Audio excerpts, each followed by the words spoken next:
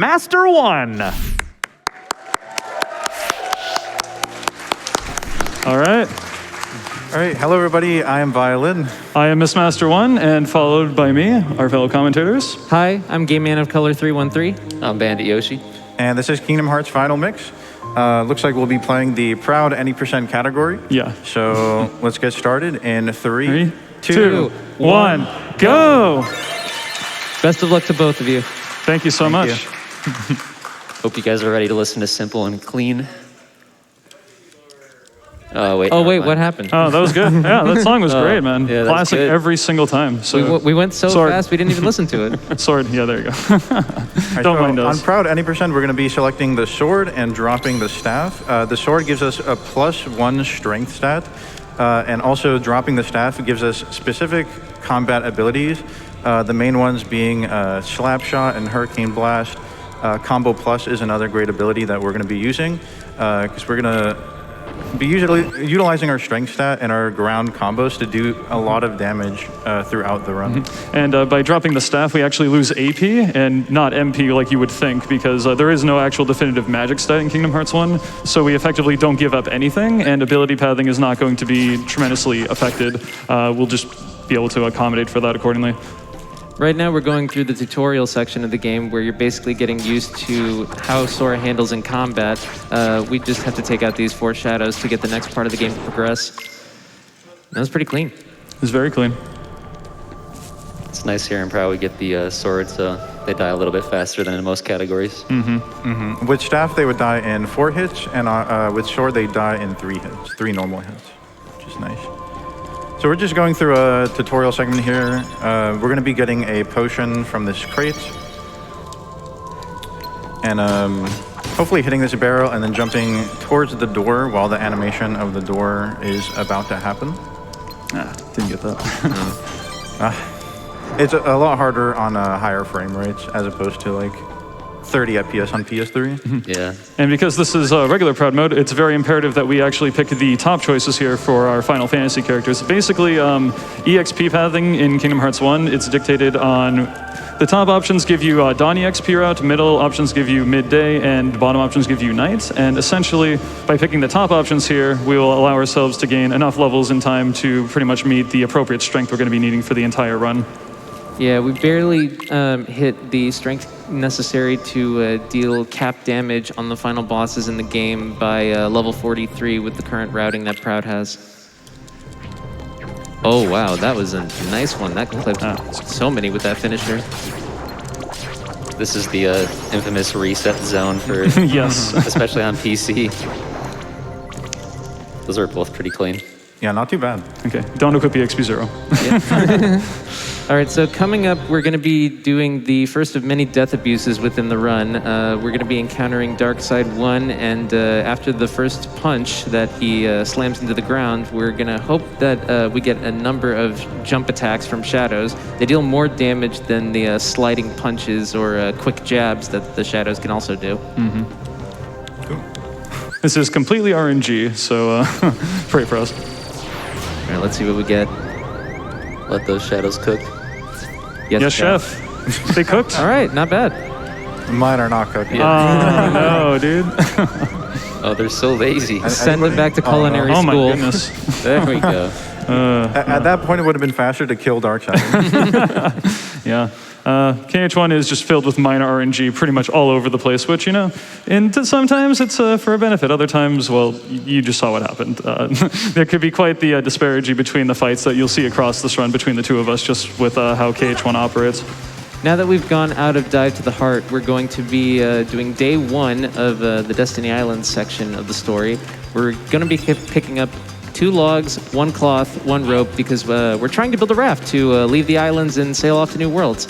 So right now, Mist has already picked up the log, the cloth, and the rope. He's picking up the other log on this island that we're about to swim towards. And yeah.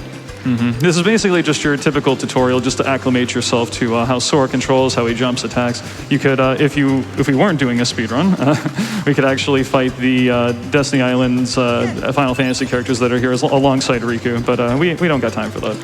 Yeah, so this is just a bunch of collectathon stuff and then some cutscenes afterwards. We do have some incentives coming up at the end of the run, if we can talk about those. Oh, yes.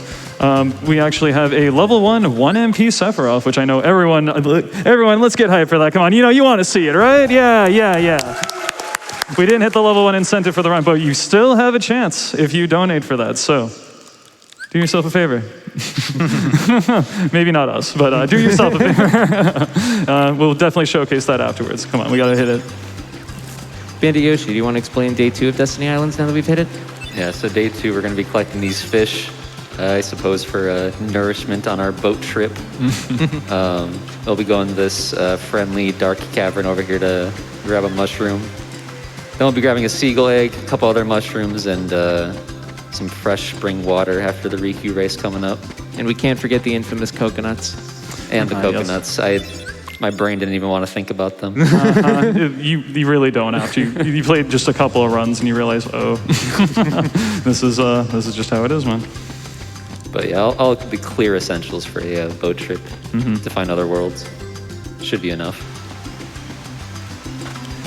So coming up, Mist is going to be jumping off of the roof of that seaside shack to grab this tree and then hop over, grab the seagull egg. That's the only one we're going to need. No task nut. It's okay. Do the thing, right? Yep. Let's see. Where are you at? L1. There it is. Okay, beautiful. There's the English alphabet. There we go. Yes, and yeah, let's do that. There we go. Nice. Perfect. And fellow violin. Yeah, that's what I'm talking about.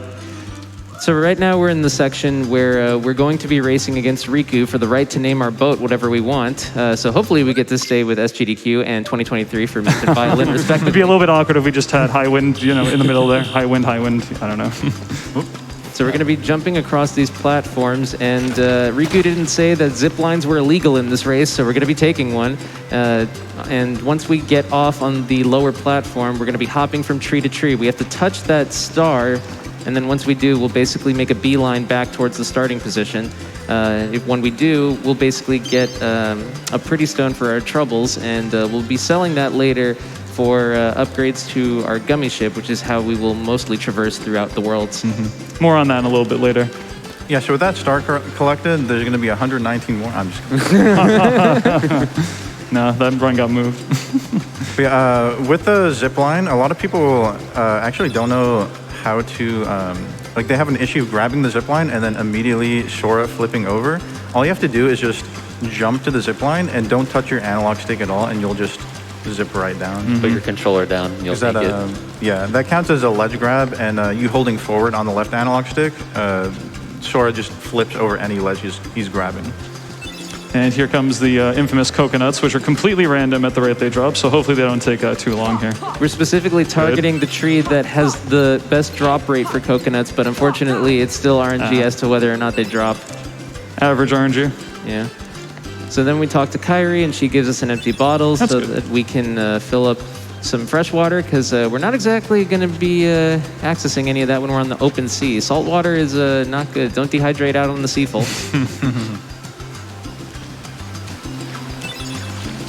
So yeah, we're just coming to the end of day 2 here, and we will be having a series of cutscenes that we have to skip following our next real boss fight. A big thing that we did with Darkseid 1 was we death abused. Darkseid 2 is coming up next, and we don't get the same luxury. We will have to fight that fight out. But we do have a considerable amount of cutscenes beforehand, so this would be a very good time for some donations. All right, we've got a lot. We have a $50 donation from Sonic Shadow Silver 2. Let's go. Yo, let's go. Right on. Says, you got this, Mist and Violin. We are all cheering for you. Thanks, bud. Thank We you. love you, Sonic. We have $75 from Podgy713. Dude! Let's go, Podgy.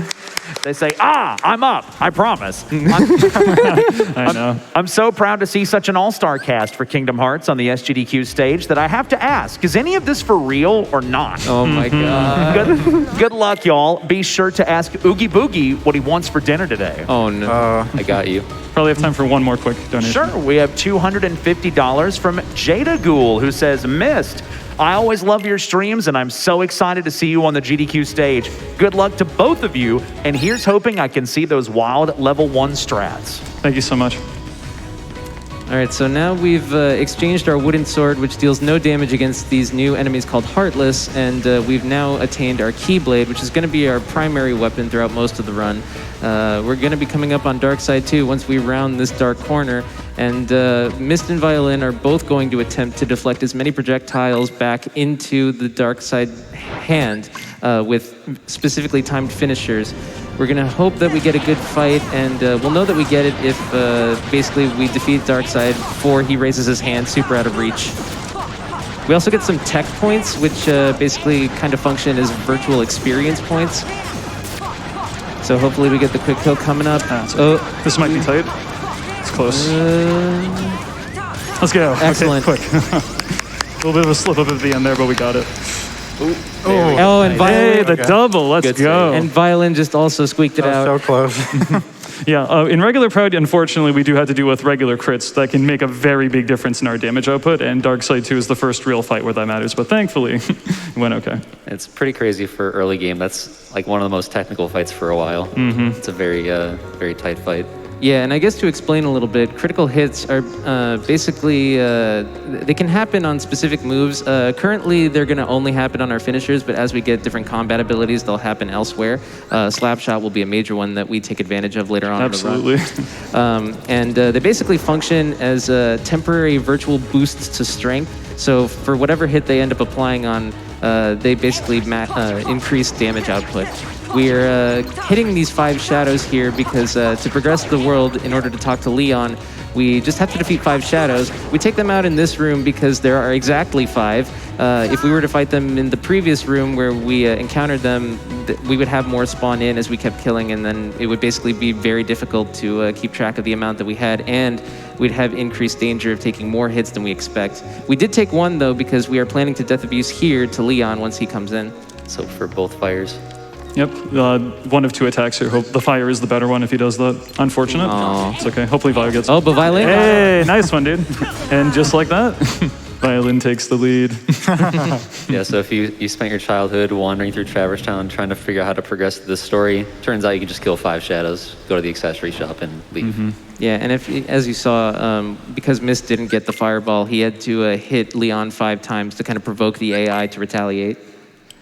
Because we did not end up defeating Leon, we are going to have to grab this elixir in this room. So in order to do that, we need to talk to Yuffie because apparently we need to be explained that our key can open a keyhole in a chest. Woo. Yeah, we'll be stockpiling a bunch of elixirs for the later parts of the game. Pretty much not until like the last 30 to 45 minutes. So yeah. Oops. Oop.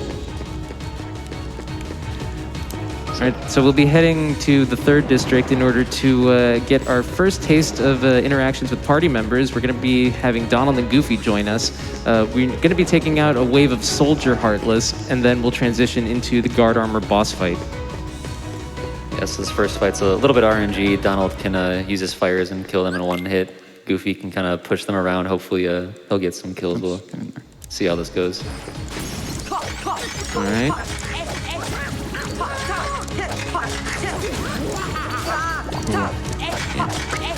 Yeah, this is especially dangerous on Proud mode because the enemies have increased damage output, so things are a little bit scarier. We hope not to take any hits during this section. So Guard Armor right away will stagger by planking off his arm. Basically do as many 3-hit combos as we can, and as soon as he does his attack, do another 3-hit combo to knock him down. Yeah, once Guard Armor staggers twice, he'll basically collapse and all of his limbs will be on the floor. We hope to defeat as many of the limbs as possible when they're down. The reason is Guard Armor's torso, the central part of his body, will actually not take any damage beyond a certain threshold, so you have to destroy all the limbs in order to end the fight. And we wanted to make sure that we take out the arms first, because the feet will be closer to the ground, won't move around as much, and that was pretty good. That was pretty solid. We got a lot of critical hits during the limbs. All right. As part of the fight, there's iframes on Guard Armor, so you can't really do anything. You have to wait for him to transform into his next state. Yeah, we'll need a couple combos there. All right, nice fight. It's a very good fight. And just as good for Violin. Let's go. Let's go. Strong start. Yep. And from this fight, we get the Brave Warrior accessory, which gives us a +1 strength stat, which we're going to put on right away. We also get the fire spell from Donald and Blue Trinity, as well as a dodge roll from Goofy, which is going to be our main form of movement for a while. Yes, for like 90% of the run. We also get access. Oh, we're also going to get access to the items that all of our party members have. So we're going to be stockpiling the ether that is on Goofy, if he still has it, for later on in the run. I don't think he threw it. Miss takes the ether from Goofy, but I've stopped doing I'm a it. baby. I'm sorry. All right. A lot of small differences in runs that different runners do. Yeah, basically anytime that we get a strength accessory on Proud mode, we're going to be equipping it at, the earliest opportunity. We're going to be going into the accessory shop, and we're going to be save warping out of this world and moving on to Wonderland, boys, remember. Yes. Completely different routes between level 1 and Proud, so we appreciate our commentators for cluing us in at very key moments for the route. This is the part of like the run where your brain's like, okay, I did all that stuff, time to rest, and then sometimes you forget how. Autopiloting is very dangerous. sometimes. Most literally, right now. Yes. That was not a pun, I promise. So right before we get into the first gummy ship, we're actually going to go to the gummy ship editor and basically strip down our gummy ship of all its parts and then replace it with a cockpit, a gun, and a engine. This puts our gummy ship in the lightest weight class, and so it'll move much faster than the default gummy ship. Yeah, and by the time that we're basically at this point in the gummy mission, we've already made back the time that we took to edit the gummy in the first place. Yeah, it's how slow the default one is. It's kind of ridiculous. We have a little bit of time until we get to Wonderland for some donations. Absolutely. We've got $300 from Dasha Q, who says, oh yeah, who says, this GDQ has been nothing short of amazing. I'm always astounded by what the GDQ community is able to achieve year after year. This donation goes towards Kingdom Hearts Level 1. I always enjoy when Kingdom Hearts makes it into these events. I hope we get to see Level 1, and good luck to the runners. Well, we may not get Level 1, but we do have the Level 1 Sephiroth fight, which everybody can donate towards, which has been opened at $20,000. We're already at $2,300 for that. So keep those donations coming in. And also we have a Final Mix Oathkeeper cutscene glitch at $10,000, which is currently at $250. So we still have two incentives that you can definitely donate towards. Dasha Q, thank you very much for the $300. Thank you. Do we have time for any more? Yes. One quick one. Sure. We got $50 from Sephi1277. Yo, what's up, dude? Sephi. They say, Miss Master arrived. Thanks for waiting for me to get home to start the race. I appreciate it. You're welcome. Good luck on the race, but whoever gets bonkless will win by default. True. Actual truth. Have fun, Goofy W. Hey, let's Love you, Sephi. Cannot skip this cutscene. Shoutouts to PC version. Yeah, for some reason, when they ported this game from console to PC, this quick cutscene in Wonderland, for whatever reason, is unskippable. But the good news is it's incredibly short, so we don't really notice it all that much.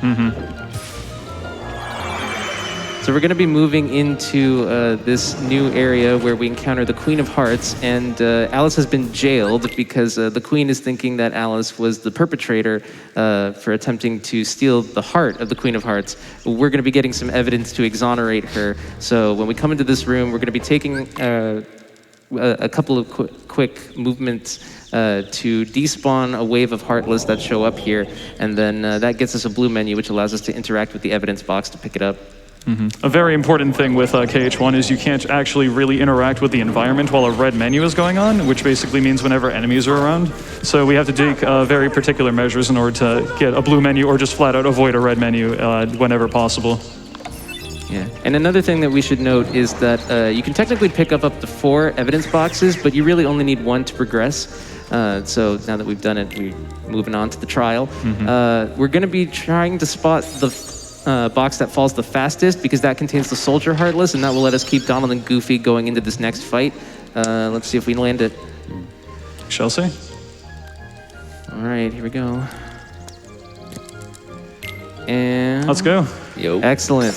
The double. Let's go. It's very hard to detect sometimes. All right, so now we're going into Crank Tower. Bandit, you want to explain this one? Sure, yeah, Crank Tower is a very strange fight. It looks very innocent, but it's not.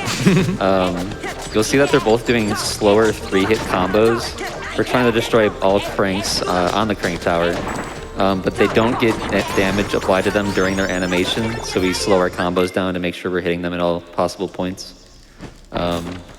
And it's really hard to lock on a crank tower, but you guys made it look really easy, so. Yeah.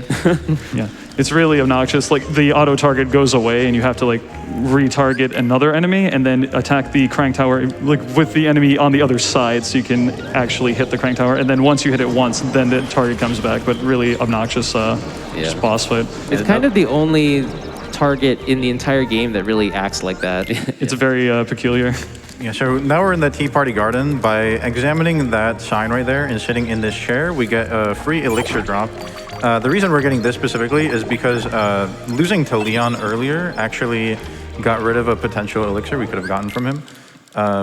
So we're picking this one up instead to make up for that. All right, so now we've hit the section where the floor is lava. We're going to only touch these two platforms, which have the candles that we need to light in order to get to the Trickmaster fight. And hopefully we don't spawn any Heartless on our way there. Yeah, a little bit of hop from Mist side for safety. Sub Island did a little swaggy strat there where you dodge roll to the next table. Yeah, you could either jump or dodge roll onto it. Technically, dodge rolling is faster, so in more optimized runs, you will see that. And both of our racers here doing a little bit of a jump onto the platform across from the second candle platform so that we can basically open the latch on a blue menu, because as soon as we touch down, Heartless will come out, and that gives us a red menu, preventing us from getting to this part quickly. All right, so now the Trickmaster. Hopefully we get chairless. That's not going to happen in this run. It's okay. This is a very hard fight, to say the least. Basically what we're going to be doing is trying to get as many 3-hit air combos off on Trickmaster as we can, trying to fill up our MP bar. Once we fill up our MP bar, we'll dodge roll distance away and use all of our fires.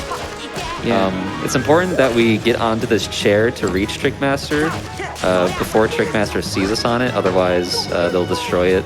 And we have a really hard time getting hits in on Trickmaster.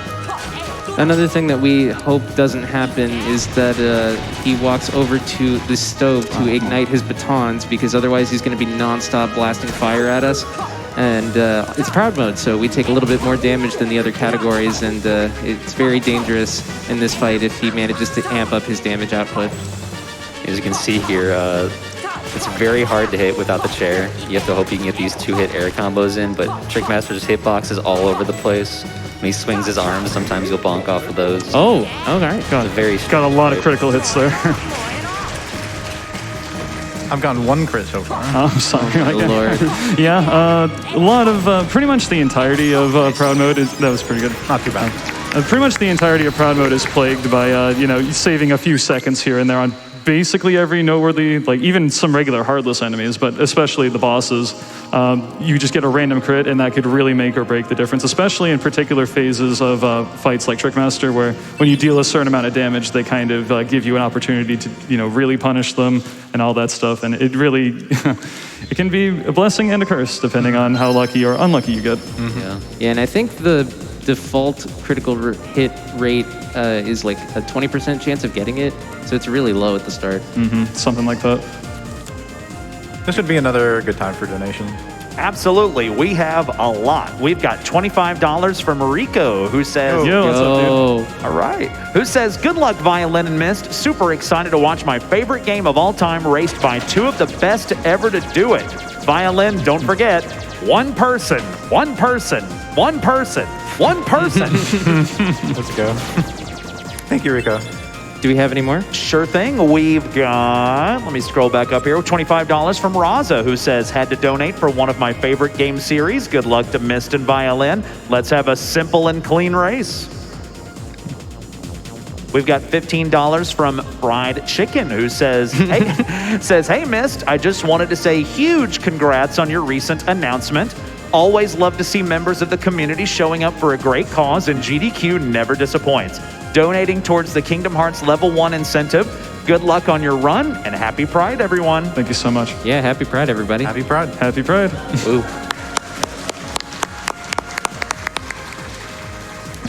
Probably have time for one more. All right, we've got $5 from Hutainum, who says, thanks to Violin, Mistmaster, and Bandit Yoshi for teaching me the Kingdom Hearts speedrun. I love you guys so much. Greetings from Germany. Love you, dude. Much love. Much love. Much love. All right, so now that we're going to be landing in Deep Jungle, we're going to be taking another Death Abuse with our first encounter with Sabor. We will be fighting her a little bit later on, but in the first encounter, we just, take the death. We're also going to be smacking her a few times so that we build up a little bit of MP for the first round of Power Wilds that we'll be encountering, but more in a little bit. Yeah. Yeah. Oh no, we crash landed, guys. What are we gonna do? Basically, Sora and Donald fighting right now over who should be in the lead or whatever, what they should be doing. All right. Nice, Violin actually getting the good RNG. That's the good highlight. I didn't get that, but the good news is if you don't get the immediate third strike from Sabor, you can actually attack Sabor for a little bit of MP buildup, which is helpful for the next fight coming up soon. We're going to be doing a quick menu here so that we can remove Tarzan's first, second, and fourth abilities while using the AP we just got from removing them to stack up critical pluses on Tarzan to increase his critical hit chance. The reason that we remove the first, second, and fourth abilities is so that we keep basically only his third ability, which is his version of a spell will obtain at the end of Deep Jungle, Cure. So it's the only HP restorative spell that any of us have access to. Donald doesn't even have access to it yet. And with how dangerous the next couple of fights are and how unpredictable and chaotic they end up being sometimes, it's going to be very valuable for making sure that we stay alive. Something also of very important note is that we touch the save point in the tunnel when we drop down from the treehouse there, because we will be taking note of, or making use rather, of save warping, which is basically just go from one save point and then redock to another save point in the world, and that's going to cut down on backtracking immensely. Yeah, and right outside the tent, Mist and Violin were both picking up the 6 slides necessary to progress this next part of the story. And so as soon as we skip this cutscene with Jane, we're going to be starting our first of many save warps here in Deep Jungle. It's very different if you look back at PS3 runs or PS2 where we do not use save warps at all because the loading times are quite absurd. But ever since this game released on PS4, PS5, Xbox, and all that, save warping is much faster. Absolutely. Yeah. And it's especially a boon on PC with the loadless timer being legal. Mm-hmm. All right, so now that we show up in this vine section of the world, we're going to be climbing up and making our way to the treehouse to trigger another cutscene. We'll be coming back here eventually, but for now, it's basically just a long series of movement from place to place. Yeah, a lot of back and forth in this world. We all remember getting lost in this world. Yeah, everyone does. Also, you might have, since we do this a second time, we actually entered the mini game here. This is Jungle Slider, and just quickly, we enter and exit immediately, and this will bring us right back to the tent in the fastest form possible. Yeah, Sabor is going to appear here, but we're going to ignore her. And now that we've triggered this cutscene, we should engage in the first of a couple different Power Wild waves. We're going to be using our blizzards whenever they're grouped up, and smacking them to refill MP whenever possible. That's fine. All right. Okay, not bad. Okay. Yeah, we got to do this another 4 times, and each room, some rooms are usually a little bit more tame than others, but they can pretty much just do whatever they want whenever they feel like it, and a lot of adaptability with just the minor enemy RNG you see here. When Mist and Violin save warp back into this section of the world, they're gonna swap out Goofy for Tarzan. Donald's got magic, so his DPS is pretty strong, and Tarzan's got the heal, so he'll keep us alive. An important reason we didn't put Tarzan in right away for the first Wilds fight is when you save warp, your party members get swapped to default. Uh-oh, oh my goodness. Oh, jeez. That's too bad. Yeah, that Power Wild needs a raise. But yeah, unfortunate. The enemies can be insanely aggressive, as you saw right there, and I just barely did not get that potion off in time, but that's okay. Yeah, that's just one of many examples in which crowd mode can be particularly dangerous compared to other categories. Violent All right, heading over much to better the second time. Yes. Heading over to the treehouse here. This is one of the more chaotic ones. Looks like his pattern right here is actually pretty good. Oh my. What It's is very happening? nice. Let's go, my dude. You like to see it. Wow, you cleaned up that That was fight really so good. good. Thank you, Donald, for that blizzard. Okay. Also, important to note, Donald's magic is actually stronger than Sora's right now. Yes. Oh yeah. Basically, like Mist said earlier, there's no quite definitive magic stat the way that later entries in the series do. Your magic damage is based off of how much maximum MP you have, and since Donald has 3 compared to Sora's 2, his magic is stronger. We'll end up increasing ours throughout the run as we get better accessories and level up, but for now we're a little bit weak in that department. And then this is the last wave of Power Wilds for Violin. Not bad. Excellent. Nice Power Wilds, dude. Thank you, thank you. And then we got one of the worst fights in the game. It's so awful. It's, yeah. We'll just let it speak for itself. Yeah. It's Support 2 is kind of wild. You want to, well, we try to put her in a certain corner so we can get this loop of 3-hit combos and using blizzards and then keeping her on the ground. But the movement that she chooses is very variable, so we'll see how that goes. And it's especially difficult to get an opening because she's so low to the ground. And as you can see, it's very easy for short hop air combos to end up whiffing. And basically, if Sabor is close to any of those like fort or jungle edges, she'll jump in and then jump out of a random location. Oh man. And we also have to worry about not dying at the same time. Yeah, so much. It's a very small enemy, like vertically anyway, and it's just so difficult to combo effectively. What is happening?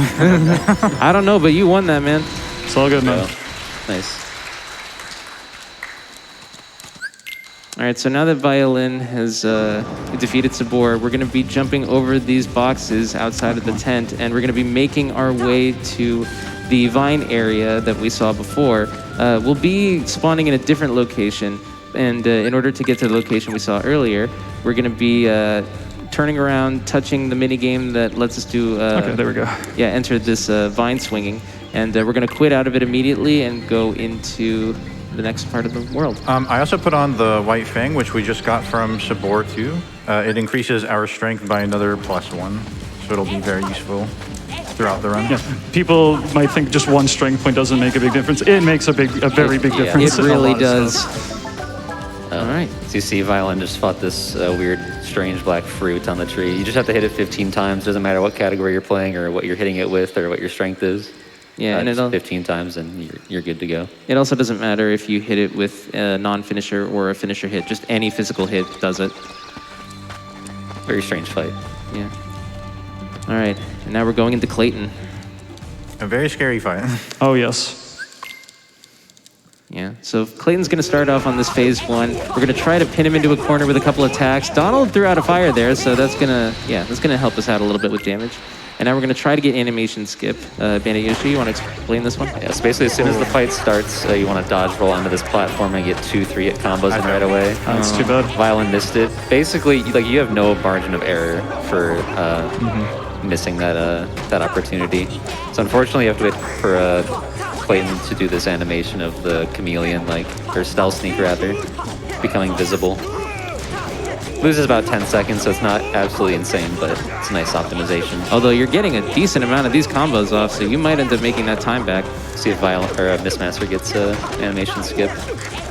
It looks like he does. Nice. Excellent. You can see immediately stealth sneak appears, and then we can put it in the corner right there. We're out of here, though. Now for the true boss of Deep Jungle. Yes. True. You thought this was hard. Y'all ain't seen nothing yet.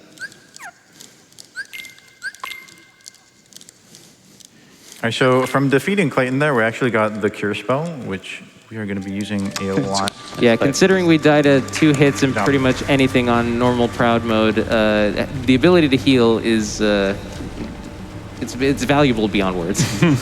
Putting it lightly.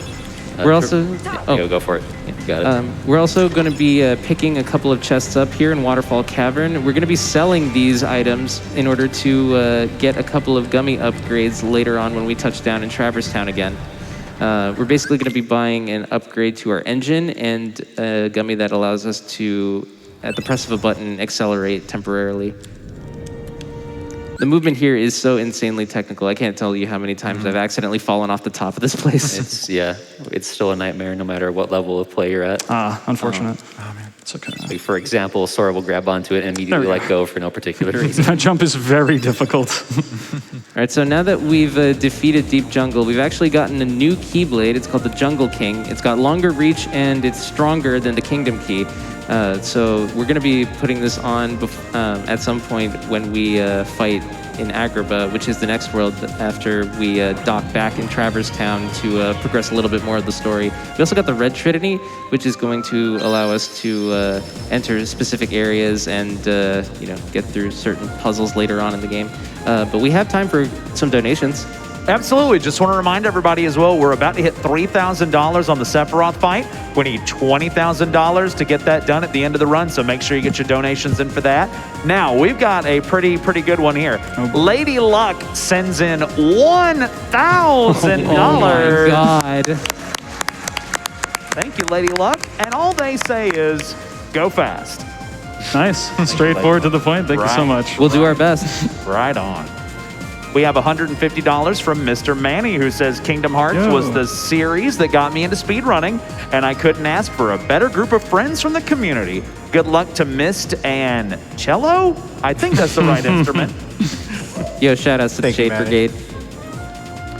We've got $100 from Thar, who says Kingdom Wow. Hearts 1? More like Kingdom Hearts fun.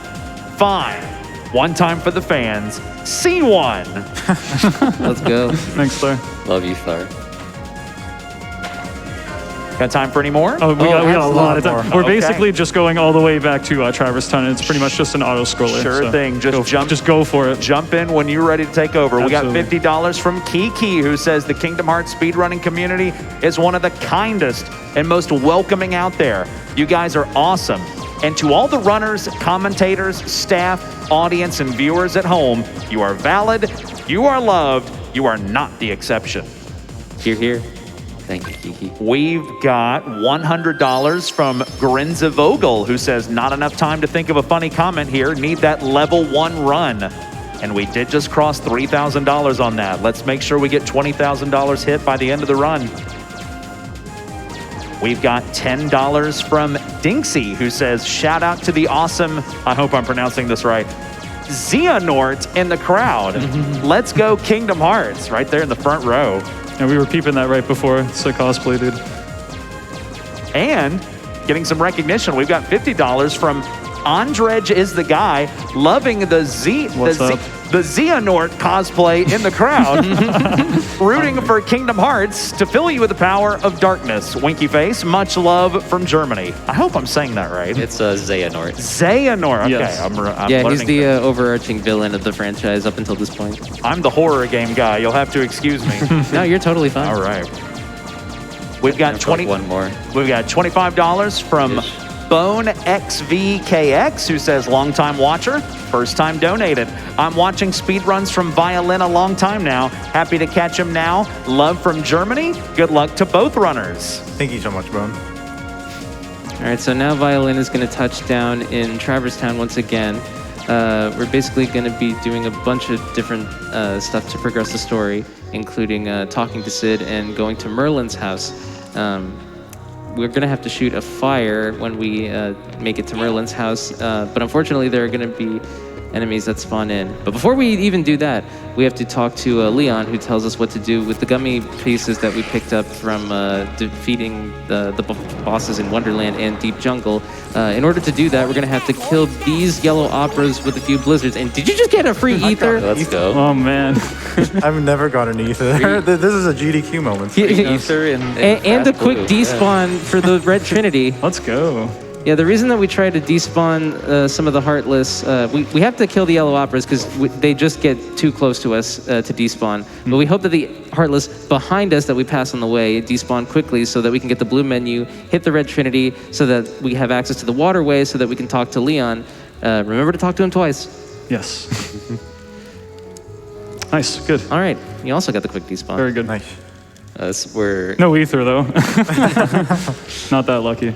That's where English and the Japanese version of this game kind of diverge. This part that we're doing now, we actually would have already done in English because there's this, what we call a waterway clip that's only in English. For some reason, during the Trinity Discover cutscene in English, you can hold forward and cut through that gate without having access to Red Trinity. Yeah, there's quite a few instances actually between English and Japanese where you're just general spawn and just how the game kind of loads in the next part of it over the course of like several. It's completely just all over the place. The game's kind of weird. We are running on the Japanese copy though, because this is the fastest way to play the game. The text boxes load in faster here than on English. Yeah, it has Oh, nothing to do the with, like, air soldier Bob. It has nothing to do with like text amount, like in a lot of games where it's in Japanese, there'll be less characters for the same amount of text. In this game, just for some reason, in the Japanese version, the text boxes you're able to mash through faster. Yeah, saves roughly 46 seconds to English. We also picked up a summon gem from talking to Leon. We're going to be making use of the summon that we get from it when we get to Agrabah, the next world. We got the Earth Shine, which unlocks the ability to summon Simba. Simba's really good. Basically, just lets loose an AoE roar that can hit a lot of enemies on screen. He's going to be invaluable for a strat towards the end of the game. But for right now, we're kind of just going to watch Merlin do his thing, and Fairy Godmother should show up not too far behind him. It's been another good time for donations. Yeah, if there for are a any. quick one. All right, we got $100 from Seriously Surly, who says, Nice. who says, have a good race. My favorite Sora costume has to be Halloween Town. Curious what yours and chat's are. Speaking of HT, my guess is 413. More on that, yeah. What's your favorite costumist? My favorite costume? Oh man. Halloween Town is pretty drippy in this game, not gonna lie. I like it. I'd say Pirate Sora. Oh yes, that's a good one too. You Pirate stole, you Sora. stole my answer, Vine. KH3 Pirate Sora is too strong. Alright, so we're going to be save warping back into the accessory shop, and I believe this is where we do the big sale for money for the gummy upgrades. We're going to be selling, I think, everything except the elixirs. Yes, that is correct. Looking for 1250 money. That's the exact amount of money we need to buy the two specific parts we'll be buying in a little bit. Yeah. I did pick up an extra chest in the tent in the deep jungle just to be sure that I have enough money. In a worst case scenario, you can also sell gummy parts to Sid, but we shouldn't have to go to that. And then Sid is also going to give us an old book, which is actually the book that allows us to visit the 100 Acre Wood. We won't be visiting it at all during the 80% run, but Thank God. But we kind of needed to progress to the next part of the game. Violet was a little careful there because he's got that extra ether chilling. Yeah, that was very weird. Don't want to sell it. All right, so we're going to be warping back into Merlin's house. We're going to talk to him so that he can give the repaired book a new home on this little stand that he's going to show. And then once we're done with this cutscene, we'll get Simba, and then the world is actually kind of locked out for a little bit. And what I mean by that is we're not able to save warp. We're not even able to touch the save point and go anywhere once this cutscene is over. So we're going to be moving back into the 3rd district to progress the next part of the story. It's also very particular with what's coming up in just a moment, is we're going to get a cutscene especially with the 3rd district now that we've done this part of the world. And during this particular sequence, when Riku shows up, that's where we skip the cutscene, no enemies will actually spawn in 3rd district, and it's the opportune time to open up the shortcut to 1st district that Violin is doing right now. Perfect example of prepping for, we're going to have a red menu and we don't want to get rid of it by killing all the Harlows, so it takes way too long. Especially in Proud Mode, you really don't want to deal with enemies if you don't have to. Now that we've gotten to this point in the game, Sid has kind of moved shop. He's no longer your average peddler in the accessory shop. He's going to only sell gummy pieces from now on. So when we go back into the 1st district to talk to him, we're going to encounter him in a new spot, and then we'll buy the Fyra gummy and Haste gummy from him there. Yeah, Sid is like the true speedrunner. He literally teleports from this room to the 1st district before we even... How does he do it? There's like some secret elevator in the 2nd district, I swear. But this is the 3rd district. I know, but he's because we because we don't see him here. He must be taking the long way around, and it must be faster somehow. That air soldier really did not like you there. I know. It won't be the last air soldier that tries to mess with our movement. Yeah, from Sid here, we're going to buy the Fyra G and the Haste G, if you guys want to explain what that is. Yeah. So the Fire G is an upgrade to our Fire G engine, so we should have a base movement speed increase. And then we also have the Haste Gummy, which basically allows us to accelerate at the press of a button. It slowly recharges over time, so like every 7 seconds you have access to another boost. We're save warping to Wonderland once we get back into the main world map, because there's a warp hole that allows us to get into the next world. And in order to enter it, we basically just have to go on the menu between, or we have to go into the gummy mission between Traverse Town and Wonderland. But warping to Wonderland actually puts you closer to the warp hole. Yeah, the map is a lie. Tetsuya Nomura was not a great cartographer. Unfortunate. Not at all. We're also leaving Traverse Town a little bit early because normally people would associate this visit with actually sealing the keyhole to Traverse Town and you fight opposite armor. But we're not going to do that right now. We basically only have to come back there once we get the next real major story progression item, which is the Navi G piece from Neverland, and that's quite a ways away from there. And since the matching part to the Navi G piece is in Traverse Town from defeating opposite armor, we may as well just wait as long as we can and deal with that fight in a much more efficient manner. And we have much more resources, much higher level, much faster fight. Also, in these gummy missions, the damage that you take is actually scaled depending on the difficulty that you're playing on. On Proud, you take the most amount of damage, and those enemies right there that just passed me, they can one-shot you. So we're doing very specific movement here just to avoid that from happening. I can't tell you how many runs I've lost when I first started learning this category because those two enemies would just hit me from behind. Yeah, amen. Bandit Yoshi, do you want to give us a little preview of what we're going to taste when we get to Agrabah? Oh boy. Yeah, no, Agrabah, I mean, there's not much to say. It's a peaceful world, right? Why are you guys laughing? So Agrabah is scary. It's essentially a boss rush. Yeah, there are 4 total bosses that we'll encounter throughout this world. Especially the first 2 are heavily RNG dependent. Oh my goodness. So let's all brace ourselves. Luckily, the beginning is pretty easy. We're gonna go talk to Jasmine, find out we need to go save Aladdin from the desert, which will be seeing our first summon usage with Simba. Yeah, our strength isn't high enough, nor is our magic to really take care of the enemies quickly, especially when the bandits are so dangerous that they can kill you in 2 hits.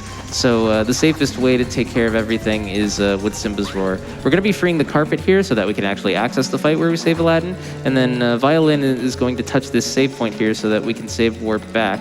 We're also going to pick up this Megalixir chest, which is going to be very useful later on. Surprise tool that we'll use later. How does he have a Megalixir, dude? Such a rare item. He's just a very good thief.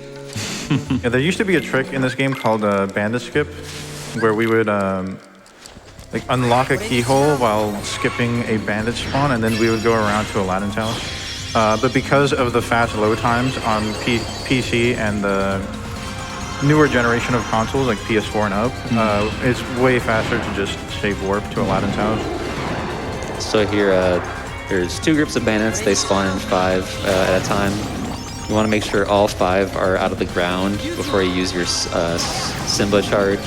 That was a clean fight. Nice. Yeah, because we only have 2 charges with Simba. If you miss any of them, then you have to finish it on your own, which can take a while. Yeah, I can't tell you the amount of times I've had fights where I thought I killed both waves, but then there was one survivor who hadn't quite poked out of the ground yet. All right, so to do that save warp that we spoke about earlier, we're going to pop into this little hut off the side, and now we re-enter the world map, drop back into Aladdin's house. It's a weird thing that can happen there if you like touch the save point, that second one, like a little too early, and then it doesn't actually show up on the world map. So you'll mess up your menu, but luckily that's not going to happen here probably. Yeah, so we're going to be thieving from the thief here. We're going to be taking all of Aladdin's potions and ethers, and we're going to be adjusting his abilities here so that he does very specific attacks instead of ones that could potentially interfere with fights later on. And he got the He got the black fungus spawn. We also put scan on Sora. Now we'll be able to see the health bars of enemies, which will be important for certain fights. So the reason that Violin backed out of this room as soon as he saw the red menu is because the black fungi spawn at sort of the bottom of this room, where the last bandit ended up being here. And unfortunately, they just take too long to defeat, so we just reload the area in order to encounter the Heartless that we can defeat easily to get the blue menu that Goodness gracious. that lets us get the keyhole and open the next area, which has the first boss fight. Which, oh lord, Pot Centipede. Where do we begin? So unfortunately, Pot Centipede is only peaceful in beginner mode, just because your damage is so high. Yeah, and the amount of damage that you take is so low. But here, It's the opposite. yeah, it's quite the opposite. So start off the fight by doing as many 3-hit combos on Pot Centipede as we can until he breaks apart. And basically, we're just gonna wait. We don't want to destroy these pots. We need pots to form back into Pot Centipede so he walks into the other rooms. We tank the hit intentionally when he's breaking out of that first area and then heal because the Pot Centipede has a lingering hitbox on his approach out of that first room. We're hopefully going to see him That was okay. fast. Oh my god. Yeah. Oop. Okay, good. We want to see the Pot Centipede reforms with a body of at least 2 spiders. Usually that means that his AI will begin another approach in between rooms. It technically, when the Pot spiders rejoin the main body, there's also a little bit of HP that gets rehealed. Nice fight. Nice. That was really good. Yeah, that's an above average fight for Proud. I never got to fight that good in practice. And you can see both of them got a Pot Centipede with 2 pots, so they're actually doing double damage on their finishers because it's hitting both the head and the tail. I can't believe it. We got 2 good Pot Centipede was fights. really- What is Unbelievable. happening? It's SGDQ luck. Are we in Agrabah? I told you guys it was peaceful. Come on. All right, so now we're coming up on Tiger Head. This is another especially dangerous fight because once the Tiger Head gets to, well, technically his name is the Cave of Wonders Guardian, but we just call him Tiger Head for short. We're going to be deflecting projectiles back into his eyes the same way that we did with Darkside 2 way back on Destiny Islands. We are hoping that by the time that he shakes his head, that we're able to defeat him not long after because him shaking his head means that he's about at half health, and beyond that point, he'll start summoning in other Heartless, which can fling themselves up onto the nose of the Guardian and interfere. You may also get some stray shots from the eyes, just like Violin had, but shouldn't be too much of a problem as long as the enemies remain docile. Sometimes the lock-on system likes to attack you too. Yeah, the camera is its own boss in this fight. He just jumped and stopped short on the nose. That was good. Clean. Again, yeah, Violin making that look very easy, but falling off the head is very easy. Getting hit, having to heal, it's very chaotic sometimes. Yeah, I'll be the first to tell you that at least in level 1, I've died to that fight 1,000,000 times. We all have.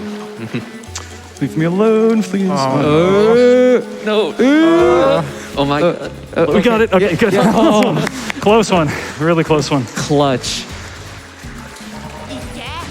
Oh, you got the no scope. Do you mind if I give a quick incentive update? Yeah, sure. Absolutely, go for it. So Perfect for the time. Sephiroth fight, we're currently at about $3,800. We need $20,000 for that. Also, we have this Oathkeeper cutscene glitch at $10,000. It's at $720. So make sure we got a lot of donations coming in. Make sure they're going for that incentive. Keep them coming, folks. I know we can do it. Absolutely. I can't believe this Agrabah is going like way better than it really should. I'm gonna grab this elixir here again, stockpiling for late game. And then we're going to be touching the save point when we get into this next treasure room. And then the next fight coming up is going to be Jafar. And Bandit, do you want to help explain how we handled this one? Sure. So as soon as the fight starts, we dodge roll up, and we're gonna do 2 hits into a blizzard. The blizzard is very important because we want Jafar to try to summon this magic resistant bubble. And as soon as he forms his bubble, we hit him at a very particular time to keep him up on this platform. You have a very, very small window. Violin's gonna get Jafar down to a very certain HP. We don't want to over damage him, otherwise it's gonna be very hard to kill him on the next. And they didn't take any damage, so there was no need to heal them back up. Oh, well, never mind. I spoke too soon. Oh, no. Oh, So Violin was a little off center. You want to try to bring him back to the starting platform. So we're going to do a little bit of improv here. ouch. So I'm wait for Jafar to come back down and hit him, so we can basically reset what we were trying to do. Oh, he brought the bubble up. This Violin's That's doing some crazy stuff, and I love it. Improv. Ooh, is he gonna? Oh, he just barely missed it. Some, Yeah, Mist has a- finished off the fight here. Unfortunate. It's Yeah. okay. he was over damaged, so once we finished the bubble part of the opening, he teleported and ran away. Ideally, we'd finish this fight in 2 cycles, but on Proud mode, it's extremely tight. Agrabah saved its chaos for this one. That's okay. Really. We take that. All though. right, good fight. Yeah. 3 cycle is still pretty decent. Nice. All right. We take those. You guys dealt with the chaos very well there. Yeah. It's very difficult to adjust that fight on the fly because sometimes you end up securing the kill at literally the last second. It's very dependent on your critical hit RNG and also how much Aladdin crits on top of that. So there's a lot of just stuff out of your control that really just dictates how fast you can really go. And sometimes you just get unlucky like that. We try to rally our party members with triangle so that they end up being more aggressive on Jafar in particular, but you know, it's still, like Mist mentioned, it's a lot of RNG. All right, so now we're on Genie Jafar. We're going to be shooting blizzards onto Genie Jafar and doing physical combos on Iago. And we're going to be swapping off between whichever, depending on what's appropriate. And this is a little bit of tech that... He ran away fast. oh, man. Unfortunate. This is a really rough pattern. I shouldn't have said anything. Whenever Iago parks in front of that little, flaming section of the platform, we hope that he kind of parks there so that we can get a lot of free combo finishers because there's a little bit of tech that we do where we toggle off of Iago so that the momentum from Sora's finishers doesn't carry him too far away from Iago. Because for some reason, when Sora is air comboing on something at close range, he can actually kind of spin away from his target. It's actually a really weird pattern. Yeah. Come on, Aladdin, help me out a little bit. Help me out, my dude. Okay, There we go. good. Okay. All right, and that's Agrabah's boss fight, pretty much. But that's the last one that we're going to do in this world. All things considered, Agrabah was not that mean compared to the average one that we usually see in runs. Yeah, these guys made it look super easy, but it is not always that clean on Proud. I'm just glad that we didn't get walled on the first 2 fights. All right, Aladdin didn't help me at all. Unfortunate. All right, so now that we're out of this, we have a little bit of a carpet escape segment. We're going to try to leave the Cave of Wonders. Mist, please don't die. I hope that this run, remains I'm deathless. trying, man. It's hard to dodge Yes, these. please, Oh my god. Please, How? focus. It's okay. I won't get hit again, I promise. Okay, thank you. Yeah? All right. You still have 1 hit left. Focus. Oh, man. Oh, That's I intentional, won. by the way. Oh, I got 1. Okay, cool. Oh, never mind. New discovery. Yeah, so apparently if you just die during this carpet ride, the game's like, you know what, you just did enough. You can just leave. You're fine. Shout out to Spike Vegeta. Yeah. The reward that we get for defeating all the bosses here in Agrabah and completing the world is a new Keyblade. It's 3 wishes. We'll be equipping that when we get into the next world, Monstro. And It just comes with a bit of extra strength. we have time for a donation. All right, we got $5 from Marathon Man, who says, Hey, what's up, dude? who says, best of luck to 2 absolute legends on racing this absolute onslaught of difficult bosses and tests of patience that we sometimes refer to as Kingdom Hearts Final Mix. Shout out to my friends on commentary and the whole Kingdom Hearts speedrunning community for being as warm and welcoming as they have been to me. Here's to the Level 1 Sephiroth Showcase, and we are at $3,891 out of 20,000, so make sure your donations are going towards those incentives. Thank you, Marathon Man. Let's go. Definitely got time for a few more. All right, we got $25 from Park and Harbor, who says, love to see Kingdom Hearts 1, or as I like to call it, Disney Dark Souls. Hope to see the Sephiroth incentive hit. Good luck, gamers. Thank you. We've got $5 from Palaka Miller, who says, Sephiroth hype. Hype. Oh, here's one. We have from Mile, it says Mile Graves, Oh, wow. Mile Graves Miscontinent with Holy moly. $500. Yo. What's up? Says, good early morning from the East Coast. Good luck and have fun, Violin and Mist and Game and Bandit. May Donald be kind during Anti-Sora. Shout out to you all for having such wonderful communities. Had to make my donation during this run because you are all the best and to support Médecins Sans Frontières, putting this towards Sephiroth 2. And we're about to hit $4,000 on the Sephiroth Nice. incentive. Keep them Thank coming. you so much, Miles. Yeah, Mile, of course, throwing in the original French name of Doctors Without Borders because she's actually a French teacher. All right, so now we're going to be touching down in Monstro. There's kind of a long series of text boxes and cutscenes that we'll have to skip through, but once we touch down, the world itself is actually pretty short. We only have 2 bosses that we really need to fight. Of course, we are going to be dealing with a difficult movement trick that we'll try to pull off here. Bandit Yoshi, do you want to explain that one? Yeah, so before we get there, something called Chamber 3 skip. As soon as we start being able to move around in the world, as we go through the different chambers of Monstro, once we go into the first room, we're going to try this very tight swing. It's going to land us on this really small ledge that's going to let us jump to another ledge and skip a couple chambers in Monstro. So we'll see if we can get it. If you don't get it, you lose about 6 to 8 seconds. So it's not like a super big deal, but it would be nice. And it's SGDQ, so we got to bring the swag. Come on. Oh, now the pressure's on, man.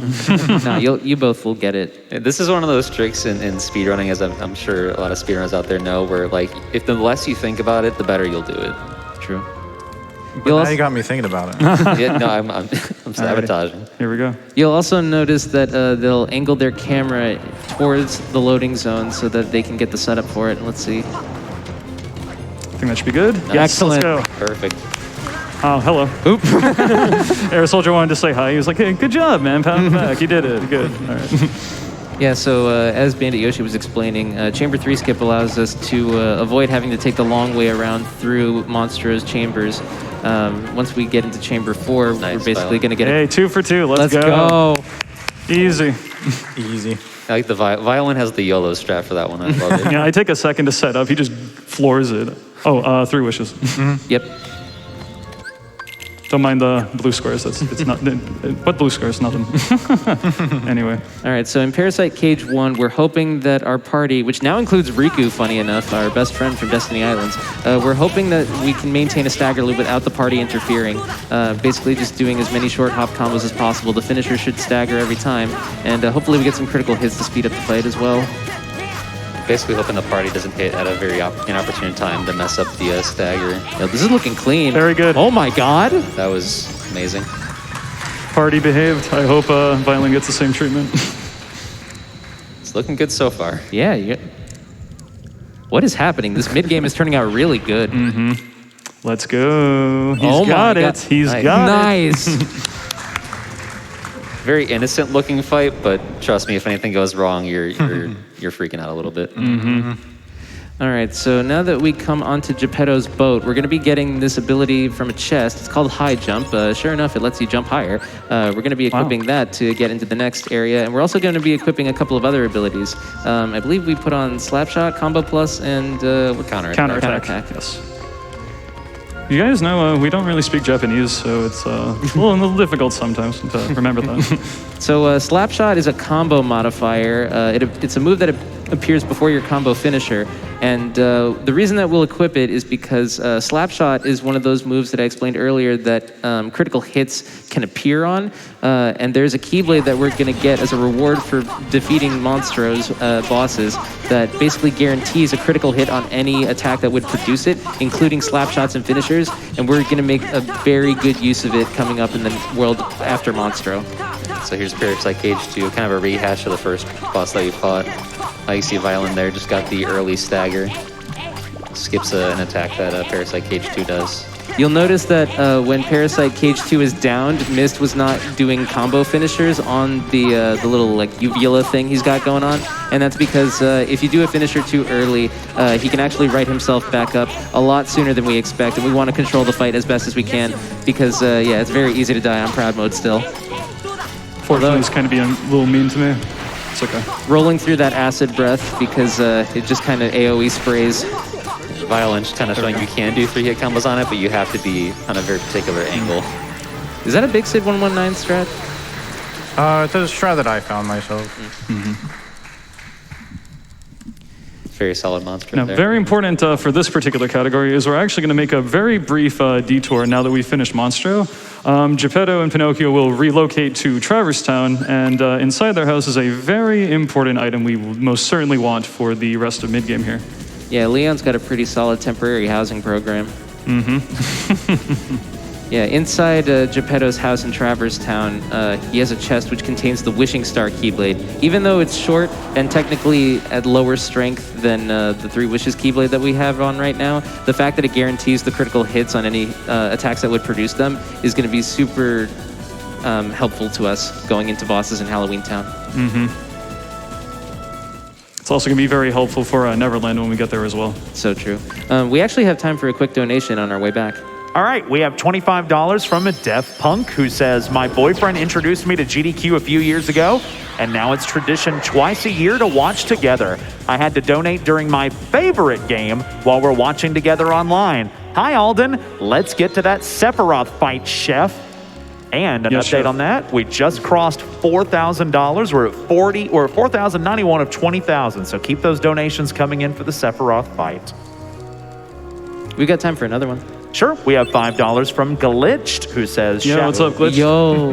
who says, shout out to the amazing talent on stage for showcasing one of the greatest games of all time for a wonderful cause.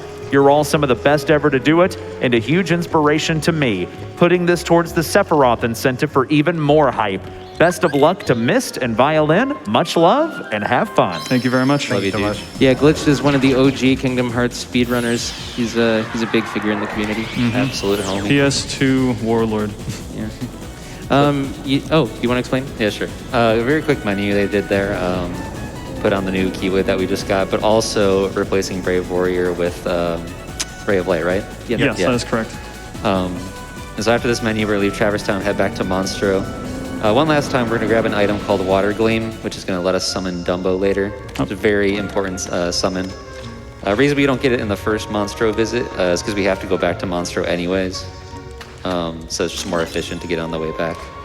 Dumbo's going to be very useful for movement tech later on when we reach Hollow Bastion eventually. Yeah, if I'm not mistaken, Dumbo throughout the entire run saves I think it's like a minute, 50 something seconds, I think in beginner, but something around that. Be very careful not to normal drive back into Monstro because that's unskippable cutscene, and you have to sit through the whole thing, and then you have to leave Monstro again. It's not good. Definitely worth the time to make sure you actually drive to Halloween Town coming up here in a second. The reason that we equip the Ray of Light in that menu where we grab Wishing Star is because it gives us an increase to our MP, and basically we're going to be using magic to get rid of as many waves of Heartless as possible. Blizzard is especially useful at kind of taking out wide sprays of enemies, as we saw when we were in Deep Jungle. So having as much MP going into these early mob waves is pretty strong. You want to give the classic violin spiel? Oh no. All right, so shout outs to Majoris239 for showing us that if you jump into that gate, it actually triggers the cutscene. And then afterwards, Mist and Violin are both going to get to this chest up here. It contains a power-up, which is a permanent +1 to our strength, regardless of what Keyblades we have or what accessories we have on. Strength is a very important stat. We just pretty much have to keep boosting as soon as we can at any given opportunity. We actually will take another detour, as we took a detour to get the Wishing Star Keyblade for something else a little bit later in the run too, but more on that later. So now that we're in Dr. Finkelstein's lab, he's going to try to make an artificial heart to control the Heartless for like a big Halloween extravaganza.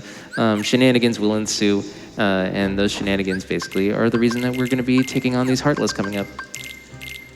We're going to be throwing a couple of ethers onto Sora in this menu as well.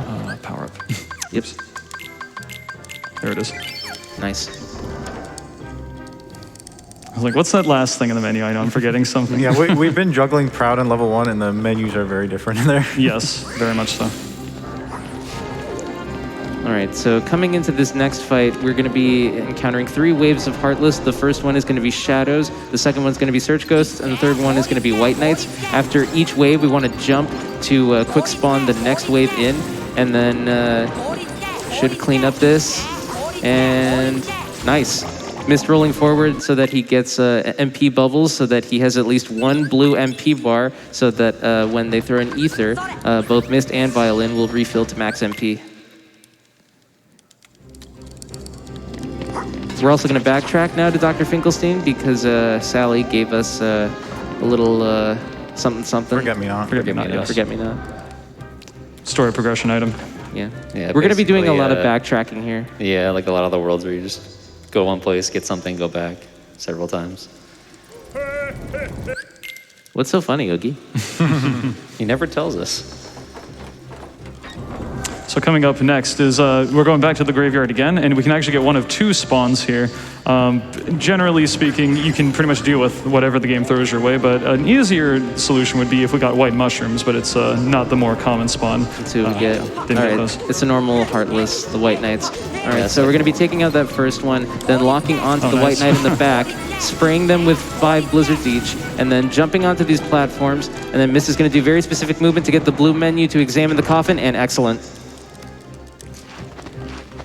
Okay, so now we're going to be doing the gravestone minigame, and let's see if we get that guess. Oh, it's a 5. Well, I guess the earlier guess from the donation didn't pan out. 535. 262.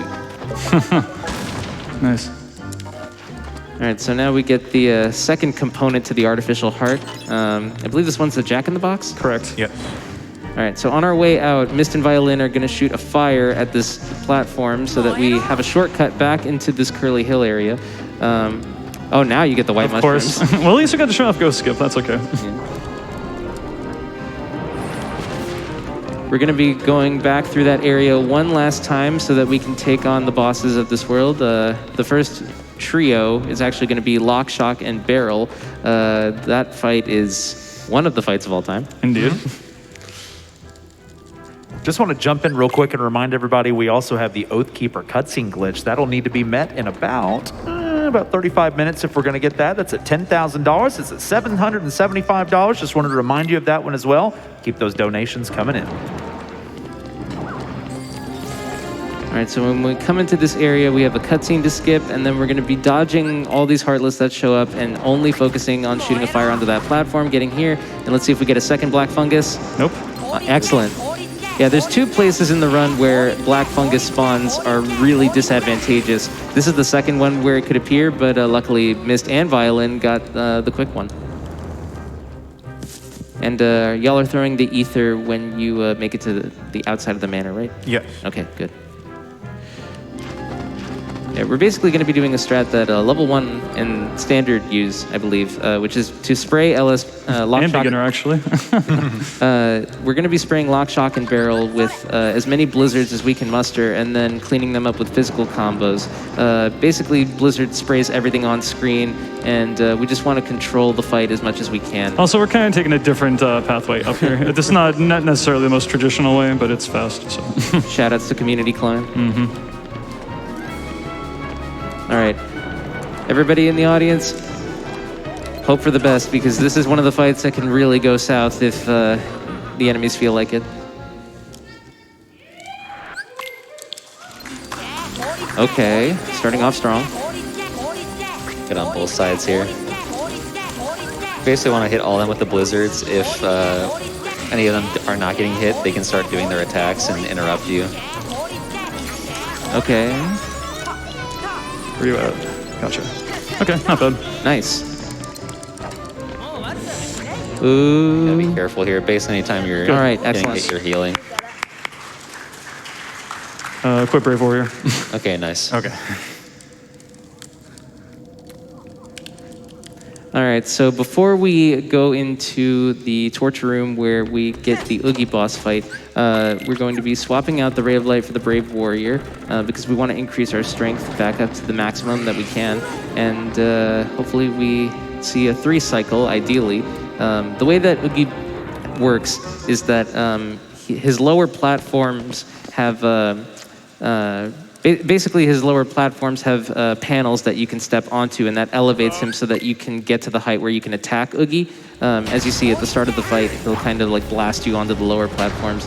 The reason that we do a high jump and shoot a blizzard is so that we have the enemies descend as quickly as possible so that we can defeat them and then instantly get the panels to light up. And we're going to be doing very specific combo sequences so that we try to ensure the 3 cycle. Yeah, so we do 2 full hit ground combos here, and then 2 slap shots. Give him at a very specific HP value. We don't want to over damage him. Otherwise, he can do this healing segment. And then hopefully we can knock back all these dice that he throws. Gotcha. Oh my Oh my god, gosh. that was too close. Good. Okay, first one down. Mist and Violin are also doing their best to make sure that when they elevate the platform, that Donald and Goofy are not on it, and that's because Oogie has a maximum count of 10 hits that you can land on him before he sends you back down, and we want all of those hits to be Sora's so that they can deal as most damage as possible, because currently our party is not doing so hot. 4. Man. The worst one, unfortunately. Ouch. Yeah, smart with the healing there, because those dice can actually kill you too. So 2-shot. It's not nice. it's not worth the risk. No, definitely not. Ooh. Looks like Violin's about to do the same. Yeah, the same idea. Yeah, we're still not out of the woods, so to speak, in terms of Proud's ability to on. end fights through deaths. Oh, You guys he's got Oh both my- the so mean. same dice roll too. They're bobbing and that's weaving. Good. That's good. All right, and now for the final phase, both Mist and Violin are going to do nothing but slap shots. These deal the maximum amount of damage. I believe they're going for cap damage with slap shots because you have the crit bonus from the Wishing Star in addition to just the raw damage from crits. And now the fight's over. Very difficult to get both those dice reflects, at least in a marathon setting, because you have to be really aggressive if you get hit out of it. And Honestly, it's kind of difficult just to get the one dice reflect, even when you're on beginner mode. So, I unfortunately got one air hit there because Sora auto jumped because of yeah. where Oogie was Ouch. positioned on the stairs. But Shows you how important the slap shots are. When if you miss one, then you kind of have to make up Yeah. for it with fire. very tight for damage in that fight. All right, so we'll try to explain Oogie Manor so that both of the boys can focus up here. There are 7 orbs that we have to destroy on Oogie Manor. They're basically just like globs of darkness. As we destroy the orbs, at the 3rd orb that we destroy, actually, the Heartless that spawn in are going to attack Sora. The house's attacks are going to be more aggressive. It'll start spewing these dark orbs that can poison Sora. It's like a very temporary status effect, but we really don't want to see it because, you know, we don't want to get in range of that 2-hit death. Mist and Violin doing a stop on that upper glob so that the gargoyles don't interrupt our air combos. Yeah, taking a heal there was smart. All right. Doing another stop on them before we leave to keep them from interrupting us on this next orb. The globs can also shoot fire, and those can also interrupt us and put us in danger. But once we get up to the top here, should be a simple cleanup. And nice. Yeah, those are both pretty peaceful. Nice. Dude, I love how close this is so far. Yeah, shout outs to this race being This is a good race. very close. Proud's a very variable category, and a lot of things can go wrong, and the fact that they're basically at the same exact part is kind of nuts. We got the Gravity spell as a reward for beating Halloween Town. Gravity is going to be very useful in the end of the run because unlike other magic, which has fixed damage calculation, Gravity actually deals damage proportional to the max HP of whatever target you're onto. More on that towards the later parts of the run. You guys ready? Oh yeah. All right, roll them out. Just a sec. Oh, get in there. Let's go. Okay. All right, so in this section, on console, there's a little bit of difference from PC, and that's because, oh my Oh god. no! it got me too. Okay, maybe I'm not gonna put those on. So, RNG Manette. Yes. so on console, the next world that we're going to be dropping into, Neverland, has a little bit of randomness to it. There's a 70% chance that you will encounter Hook's ship, and on console, if you end up missing it, it's like 45 seconds worth of time loss, in addition to like the 15 to 20 for each additional miss after that. And you can miss multiple times, but thanks to Detonator, who made a mod to force Hook's ship to appear on PC, and the community who have voted for it to be legal, we're using it now to ensure that we land in Neverland on time. Until we get the hook ship, we have some time for a couple donations. All right, we have $5 from Hemlock, who says, level 1 Sephiroth fight, that's beans. We have $50 from Andrej is the guy, who says, Doing Sephiroth at level 1 at GDQ. Guess I gotta donate again. Yo, Mist. Yo, Violin. Congratulations. Yo. Congratulations on getting to run Kingdom Hearts 1 on the big stage. Wishing you all the best of luck. Kingdom Hearts was a big part of my childhood, and I always love to see Kingdom Hearts representation at a GDQ event. Much love from Germany. We've got $25 from Kubaru, who says, donating again since those incentives weren't available when I donated, but I need to see that Sephiroth fight. Also forgot to give love to Enigma on the hosting mic. Such a great run with great runners and a great host. Much love. And an update on that Sephiroth fight. We're at 4711 of 20,000. So make sure you get your donations in. Keep them coming. Thank you, everybody. Okay, so now that we've touched down in Neverland, we're going to be moving throughout the ship to our next fight, Anti-Sora, and there's going to be some interesting movement that Mist and Violin are going to take advantage here. On their way down into the lower decks, they're going to be casting a Blizzard. That's not for experience, and it's not for any particular RNG manip. It's just so that Sora's magic cast animation takes precedence over ledge grab that he would normally do on the descent. Saves us a little bit of movement time. And this second Blizzard giving us a little bit of height and avoiding a ledge grab too. And we're going to be doing this Green Trinity to get into the Anti-Sora arena.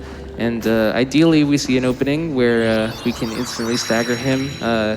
Hopefully, he just throws out an attack and he doesn't walk to the side. I don't know. Anti-Sora has 3 different openings. We want him to stay in the corner that he spawns in, but it's kind of up to RNG here. Nope. Well, at that's least fine. he didn't. Oh, no. Oh. Okay, that's fine. We can still make this work.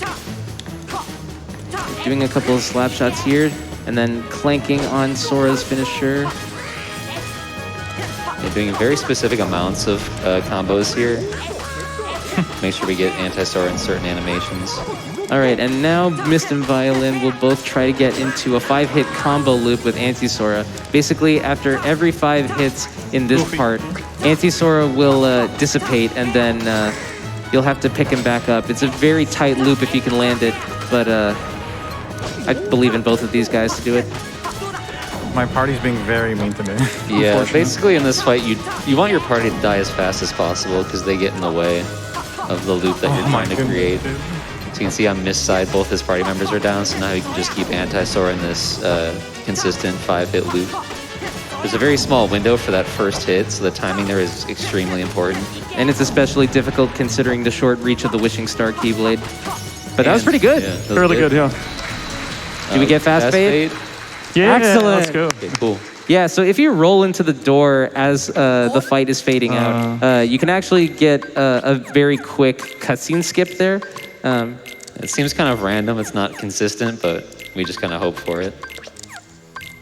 Also doing a little bit of menuing here. We're removing Peter Pan's timeout and Storm's Eye abilities, which are basically his way of doing stop and arrow magic. We basically only want him to use his Hummingbird abilities so that he keeps drilling into as many Heartless as possible. We're also equipping the Raven's Claw for a little bit of extra strength as an immediate reward for defeating the Anti-Sora fight. As well as making Goofy, believe use support actions immediately. Be very important for him to use Tornado and MP Gift later. Yeah. All right, so this next fight, we're swapping Donald out for Peter Pan, and we're basically going to be stopping these pirates in particular so that we can get our combos off. Peter Pan doing a good job of drilling. Nice whip, Sora. You love to see it. Not actually. All right. All right, so there are 3 waves of Heartless on this ship fight. The first wave is pirates, the second wave is air pirates, and then the final wave is going to be 2 air pirates and a battleship. We're going to try and stop the last wave once we defeat all of these air pirates. In order to spawn it, we have to be on the ship, at least floating over it. All right, good. And all right, we got 1 air pirate stuck in place. Once the battleship is stopped, we're going to be doing 2 gravities and a couple of spare hits that should take it out.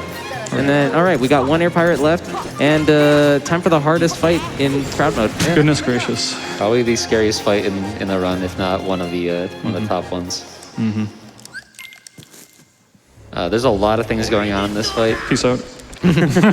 Just room save really quick in case of a disaster. Yeah, so that's if Mr. Violin dies, they'll instead of having to redo the mob fights, they can just start the fight from the beginning, the hook fight. Doing a very specific opening there to high jump in place and then float over the present explosion, and then smacking Hook before he jumps onto the lower deck. That's specifically just to get a free combo on him. You want to control Hook's movements as much as you can, because as you can see with his kind of like blitz attack, he's just very dangerous when he's allowed to move, however. You also have a Heartless ship flying above you, shooting various projectiles at you that could potentially even heal Hook. There's a lot going on here. Yeah, both Mist and Violin are going to do their best to parry Hook's attacks whenever possible, because we just do not want to take any damage. 2 hits and we're dead. You can see Violin's been using Blizzards, which you can get Hook into a loop with Blizzard. It's hard to keep that loop because you're party members and the ship. Yeah, after Hook takes enough hits, he will basically put up a guard stance. If you physically attack that... nice. I had much worse fights, so I'm just glad to get that over with. The ship knocking Violin off the platform. Sure. Hook's not a great fight. Oh boy. Oh boy. Okay. I believe in you. So as we mentioned, the guards... Oh no, he shot the healing missile. Unfortunate. Yeah, that healing missile is so busted. It ends up healing Hook for like 77 HP. Which, for reference, a full bar of health. My God. Oh my goodness. A full bar of health is about 300. Yeah, so he literally heals like 1/4 of Hook's health in one shot. What I was mentioning earlier is that there's this guard stance that Mist and Violin attempt to break with Blizzard magic. You don't want to use fire magic to break the stance because Hook will do this very dangerous pants on fire animation. We could break it with thunder, but we don't have it. He's too mobile for gravity to really work. Oh my goodness, dude, I can't believe you're alive. Oh, Lord.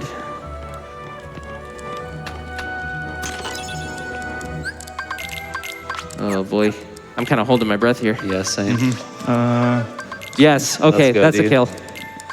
Can we get a huge round of applause for him surviving that fight? Yeah. That was Amazing. ridiculous. Incredible that you survived, bud. Yeah. Insane. The game clutch. threw everything it could at him, and he just said, "No, I'm riding, dude. You can't stop me. You cannot be stopped." I'm glad we got to show off the Yes. completely opposite spectrums of the Hook fight. Yeah, just in case people don't know. There you go. Now you do. So now we get to explain what Mist did earlier with Violin here. So we're going to be smacking the clock tower hand 3 times so that we seal the keyhole, and then our reward for saving Neverland is basically threefold. We have the Tinkerbell summon. We won't end up using it. We have the Fairy Harp, which is stronger than any Keyblade we have, and also gives us a +1 MP. And we also get the shared ability Glide, which we're going to be using for movement as we get to the Bell Tower and the opposite armor fight. Mist also talking to the Fairy Godmother so that he can get the Dumbo spell from the Water Gleam summon gem. That's going to be useful once we're finally out of here and we make our way to Hollow Bastion. They'll be coming up relatively soon. So the Bell Tower has basically a couple of Heartless that spawn in. They're red Nocturnes, blue Rhapsodies, green Requiems, and yellow Operas. Can't forget those. So we're going to basically only spawn those guys in. This is why Mist is doing specific movement to glide over the floor. It's another instance of the floor is lava. And then once they spawn in, I believe Mist is going to launch an Ars Arcanum, which is another... Oh, I didn't put ours. Oh! Oops, that's okay. Don't worry about it. It'll be fine. These enemies are really weak, so it's not a big deal. Ars Arcanum is a really good special attack. For the cost of 3 MP, Sora basically does a huge flurry of attacks. It's going to be very useful for our strat on opposite armor. I knew I forgot something in that menu. Okay, there we go. Much better. Nice. Okay. Luckily, that cleanup was very nice anyways. Sometimes your R's is even slower than what just happened there. All right, so we have to kind of ring the bell 3 times in order for the keyhole to be prominent, and the Heartless looks at that and goes, juicy keyhole, time to make my move. I'm glad I had you on commentary. That made no sense, but yes. Yeah, we're going to stop the opposite armor from getting into the keyhole and presenting a danger to Traverse Town. Just making sure I have that on. If I forgot ours, okay, we're fine. All right, so we're going to be intentionally targeting one of the limbs, specifically the upper hand, and then instantly depleting its HP basically causes the guard armor to fall over, and now we're swapping into the opposite armor phase. All right, so we're going to guard this incoming attack, and then lock on to the lower limb, hit it with an R's, and then Mist is going to do a very specific sequence of attacks. Wind up. Ooh, nice RNG. Oh, very good. Yeah, you hope that you get the second attack that you can guard. That's exactly what you want to see. Oh, he's floating menacingly. Oh, the good catch. Nice catch, yeah. Lock on the other thing, please. Why is it locking Okay, on? good. Sure, nice. Okay. Why was it locking onto the postcard chest, bro? Okay. A pretty good fight, all things considered. Yeah, nicely That was done. very nice. Very little nonsense compared to what can actually happen here. And then as the screen starts to move on that death fade out, you can actually skip the cutscene very early there. That's a very cool thing that you learn when you start picking up this game for the speedrun. All right, and we're just going to talk to Sid, and this is going to unlock the pathway to Hollow Bastion, and yeah. I think as we're going to be moving on to Hollow Bastion, this would probably be a good time for another donation. All right, we've got $50 from Usurpator, who says, just had to donate during the Kingdom Hearts race. So many good memories playing it in my youth. Good luck to the runners, and let's hit that Sephiroth incentive. Greetings from Germany. We've got $10 from Dan the Dapper, who says, greetings from the East Coast. Had to stay up for this run as Violin was a large inspiration for me to take up Kingdom Hearts as my first ever speedrun game. Best of luck to the runners. This donation goes to the Sephiroth Level 1 fight. And we're currently at 4861 on that one of 20,000. Make sure you get your donations in for that. Thank you, everybody. I guess another thing that we can note here is the reason that Violin is kind of sparingly using his R's as opposed to blasting whenever he has the opportunity is because Opposite Armor actually has animations, and very nice. I actually forgot to use my ether at the start of the fight because I'm so level 1 brained right now. Yes. It's okay. So yeah, Opposite Armor basically has a few animations where he receives double damage. With our current strength, we are dealing cap damage with every hit on this kind of lower battle level enemy. So we actually jump up from 20 HP damage to 40 HP damage with every swing during specific animations. The one that we take advantage of most often in this category is the animations that he does while parried. Those are, you know, an example of when he takes double damage. Mm-hmm. As we're on the approach to Hollow Bastion, there are going to be more of those enemies that we saw on the Agrabah Gummy mission, where there are going to be gummy ships that fly behind both of our racers here, doing specific movement to avoid any contact with them because they will one-shot you if they hit you from behind. Mm-hmm. One time and you'll never forget. Sometimes you gotta learn lessons the hard way. What's really cool about gummy ship missions is that you'll notice that they both do slightly different movement in order to avoid contact with enemy ships. Just one of the few ways in which player expression is kind of neat in this game.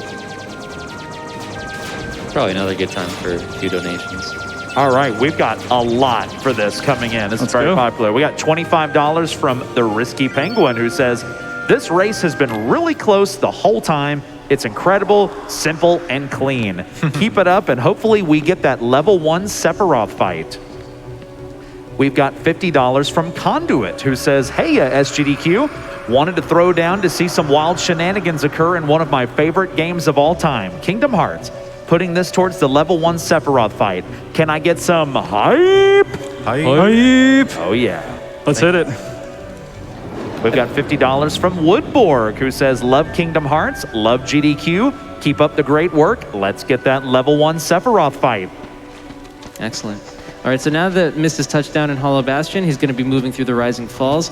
Some people think that you need to get all the way up to Riku. You don't. You kind of just need to get close enough to him for the next cutscene to trigger.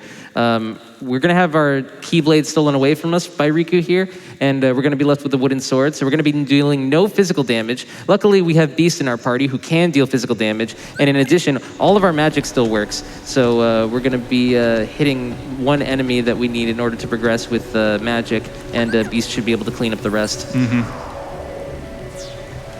So it turns out that this next area, the castle gates, are actually locked, so we need to go underground into the waterway in order to open the castle gates. So we'll be taking this bubble, moving through, and yeah, we're going to be doing a little bit of a puzzle section. Bandit Yoshi, you want to mention a weird thing about the water here? Oh boy, dude. Violin taught us this like 2 days ago. It's great. We were like sitting in the practice room, like, how'd they look over at that? So you'll see as Miss is gonna press one of these upcoming buttons, the water animation and the wall do not line up at all. So not this one, but The one closest to you. yeah. Yeah, so pay close attention here. See the water. So it's a little over that way, you know. The gate doesn't quite catch up. It's even funnier on the way back. It's a lot more obvious too. Yeah, so now that we've opened these switches, that last switch should lower the gate, which allows us to take the bubble to get to the switch that fully unlocks the castle gates. We're going to be encountering a defender here. Defenders have a lot of HP for this point in the game, but the good news is, like I said at the end of Halloween Town, Gravity is a spell that deals damage proportional to the maximum HP or current HP of whatever target you're casting it on. And that means even though this defender has a lot of HP, it's going to take a big chunk out of it. And then we're using Triangle to rally Beast, and nice, excellent kill. Beast right on time. I was a little worried he was going to do that a bit early, but it was just the perfect time. We really mentioned it, but triangle has a nice function in this game where if you're locked onto an enemy and you mash triangle, your party will aggro towards that enemy. Or if you're not locked on anything and you press triangle, your party will come to wherever you are and follow you. Very important for specific circumstances where you just don't want them to mess with the hit counts or, you know. Here's the water. Yep. Why does it stick out so much there? That's weird, man. How did you notice that? We also do a very specific, we keep a specific distance away from that defender, because if we end up too close to it, Sora will burn all of his MP on an Ars Arcanum, and that's very bad on this current stage because we don't deal any physical damage with our current weapon. Only magic works. All right, so now we're going to make our climb all the way back up to the castle gates. We're going to be despawning these dark balls really quick by dodge rolling as quickly as we can to the back wall. Beast unfortunately stuck back there. You can get like a nice fast blue menu, but if Beast gets stuck on one of those blocks, unfortunately. Really minor though, not a big deal. Yeah, nothing crazy. All right, and now we're coming up on Riku 1. Banayoshi, how fun is Riku 1? Oh, well, it's great. It's, like I said, Agrabah is peaceful. I'm sure this will be peaceful as well. It's only one of the most universally annoying fights in the entire game. Not sure why misnames the split dumb. I have no idea. So a mechanic of Riku 1 is that he will retaliate after every 3 hits. Fortunately, our air combo is exactly 3 hits, and I believe we have Hurricane Blast equipped so that we can parry. Oh, I actually forgot to re-equip it. That's okay. We're fine. Don't worry about it. All right, then That's a super big deal. we'll rely on our party members to help parry Riku as often as possible. And if we can keep Riku in a sort of stun, we can hopefully get as many Ars Arcanums as we have MP for. We're looking for Goofy to try to use tornadoes at opportune times. Unfortunately, Goofy did use a lot of tornadoes, but immediately got hit up by Riku. Nice parry there from Goofy. Oh, Baby. Let's that's go. nice. Oh, I don't have any MP. This might be a little sketchy. It's okay. All right, that's a free opening. We're fine. Okay. Yeah, nothing to worry about. Excellent. Nothing to worry about. Yes, of course. I wasn't worried at the last. Okay, good. I need to re-equip that. All right, so now that we've defeated Riku, we have our Keyblade, we have our party members, everything is hunky-dory. We also get a White Trinity, which we are going to make use of once we get... Pretty much immediately. Yeah, basically halfway through this next library section, we're going to be, bouncing out of this world, and we're going to be heading straight to Agrabah for an item that we're going to be unlocking with the White Trinity. It's called the Ifrit's Belt. It gives you a +3 strength, and on Proud Mode, any point to strength is going to be extremely useful. It does seem really excessive to go out of these ways just to pick up 1 or 2 items here and there, but every single point of strength we can get makes a massive difference, and it's pretty much going to be a requirement for the later stages of the run. Just want to starting the Riku 1 fight here. Just want to jump in real quick, let everyone know we just passed $5,000 on the Sephiroth fight incentive, so keep those donations coming. Let's hit it. Keep it rolling. Yeah, so the White Trinity that contains the Ifrit Belt is going to be in the Cave of Wonders. Luckily, it's just in the first room, so we don't have to go that far. And at this point, we also have a little bit, we have a little bit more resources to deal with anything should it happen, but it really shouldn't. Oh Decent my fight from Violin there. Let's go. I almost died right there. me too, don't worry. No, that wasn't close at all. Goofy is just bringing Riku. Not a across. problem, Run, if you're not on the cusp of death like every fight. All right, so now that we get the Ifrit belt, we make our way back to the library save point and continue the puzzle section of Hollow Bastion. Basically, we're going to be rearranging a couple of bookshelves so that they have the proper orders of books. And then we're going to be touching a wall panel to reach the upper section of the lobby where we fought Riku 1. Fun fact, we're going to be keeping Mava Volume 6, which is Yep. that green book that we stole. We're going to be keeping it basically all the way until the end of the game. And then we like sleep in the pod and calm for like a year. So like it's very overdue at this Yeah, point the library- in Cage lore. The librarian for Hollow Bastion is really not going to like us. No, Sorry, Pestilence. When you get nice. All right, so we have to get 4 emblem pieces in order to unlock the door that you're going to see at like the very top of that screen in Mist's side. And in order to unlock the emblem door pieces, we have to shoot all of the candles around the upper ring of the arena with fire magic. We have to use Red Trinity to break that statue. Mist also broke a couple of the urns that were closest to the door. And now he's going to be pushing this statue. And once he lights the final candles, it should be all 4 pieces unlocked.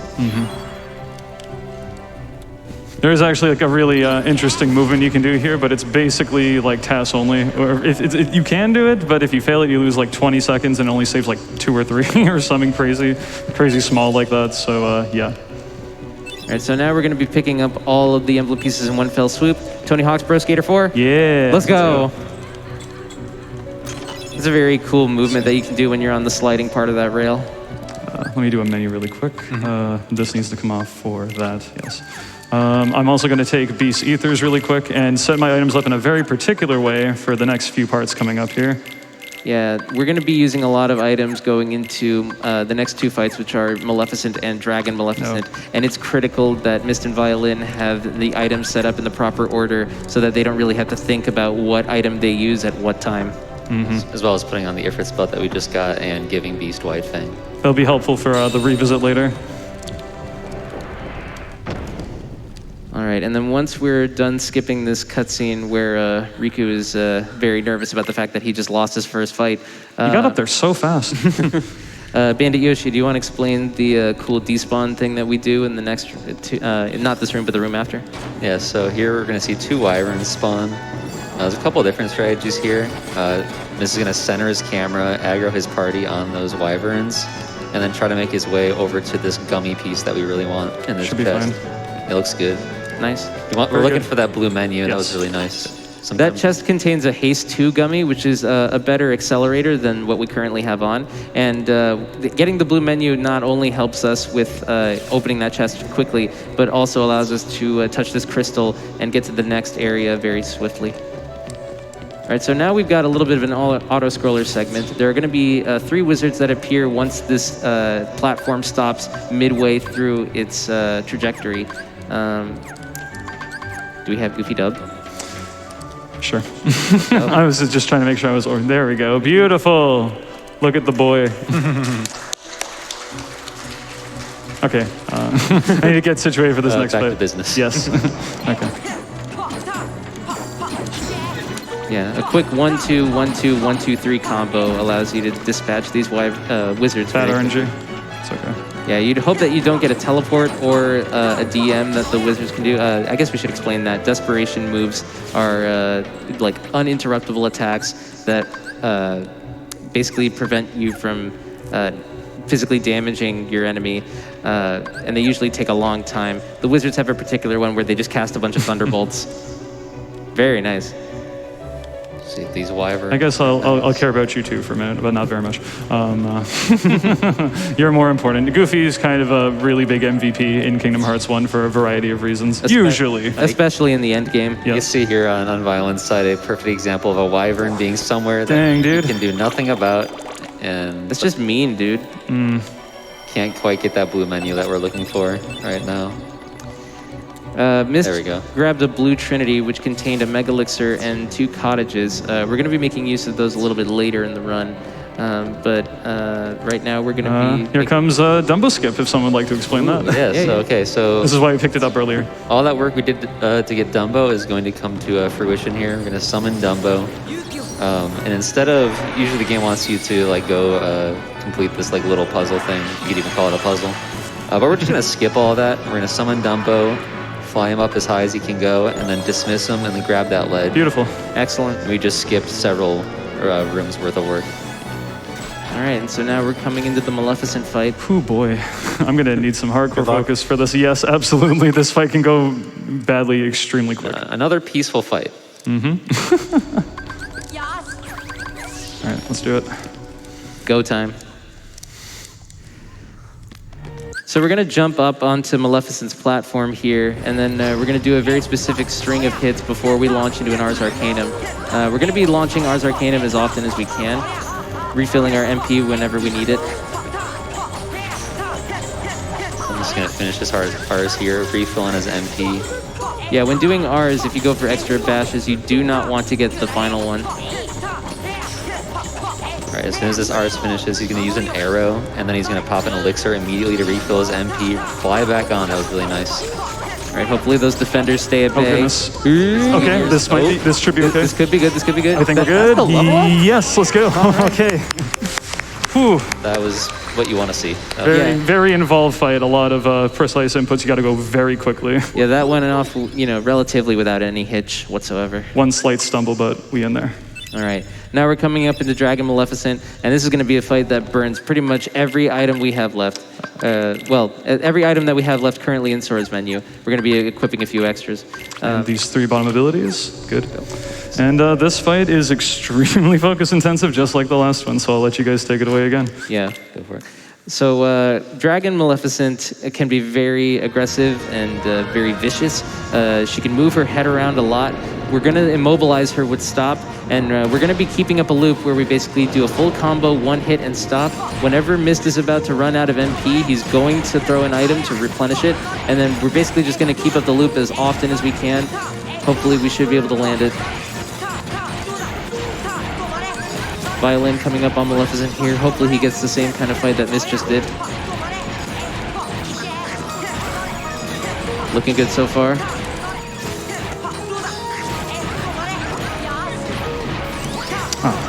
That's okay. All right, defenders coming up.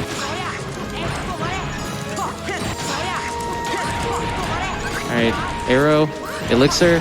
Hopefully everything. Okay. Looking good. The defender just like dropping off that platform. Okay, we got it. Nice. Oh, excellent. Okay, just one more hit. There we go. Okay, good. I actually dropped 1 or 2 hits there, but thankfully you have a tiny bit of leeway. You don't have to be absolutely perfect, but Violin barely, like, one hit. Oh from my death. goodness, That that defender fight was, out. That was nuts. I see. Defen- Yeah, That defender was just protecting her the whole time. I saw your health and I was like, oh my. Personal SGDQ bodyguard. Yeah. Yeah, so Mist getting the Dragon Maleficent kill when he did was pretty solid. Stumbled a little bit, but you're able to recover. You have a little bit of leeway for mistakes, luckily, but Yeah, you pretty much have to hit like 90 to 95% of your inputs during that, or it just kind of devolves into a complete disaster. it's good. All right, so now this is kind of an inflection point for Proud. Normally, we don't have as much damage for certain fights as level 1 does or beginner, but at this point in the game, we're basically going to be dealing almost as much damage as beginner mode, the maximum amount of damage that a category can basically pump out. So we have Riku Ansem. Riku basically allowed Ansem to possess him for a little bit of extra power so that he can get Sora back in this rematch. Mist is going to basically stagger and then go into an Ars Arcanum, and then he's going to try to stagger him again, get into another Ars Arcanum, and we should be able to clean up phase 1 pretty easily. All right, great. He's got his hand powered up. He's in phase 2, and now Mist is going to try to avoid Riku's Dark Aura Desperation move as often as he can, if he can get the stagger back in. All right. He's going to try to do a 5-hit loop to keep Riku staggered.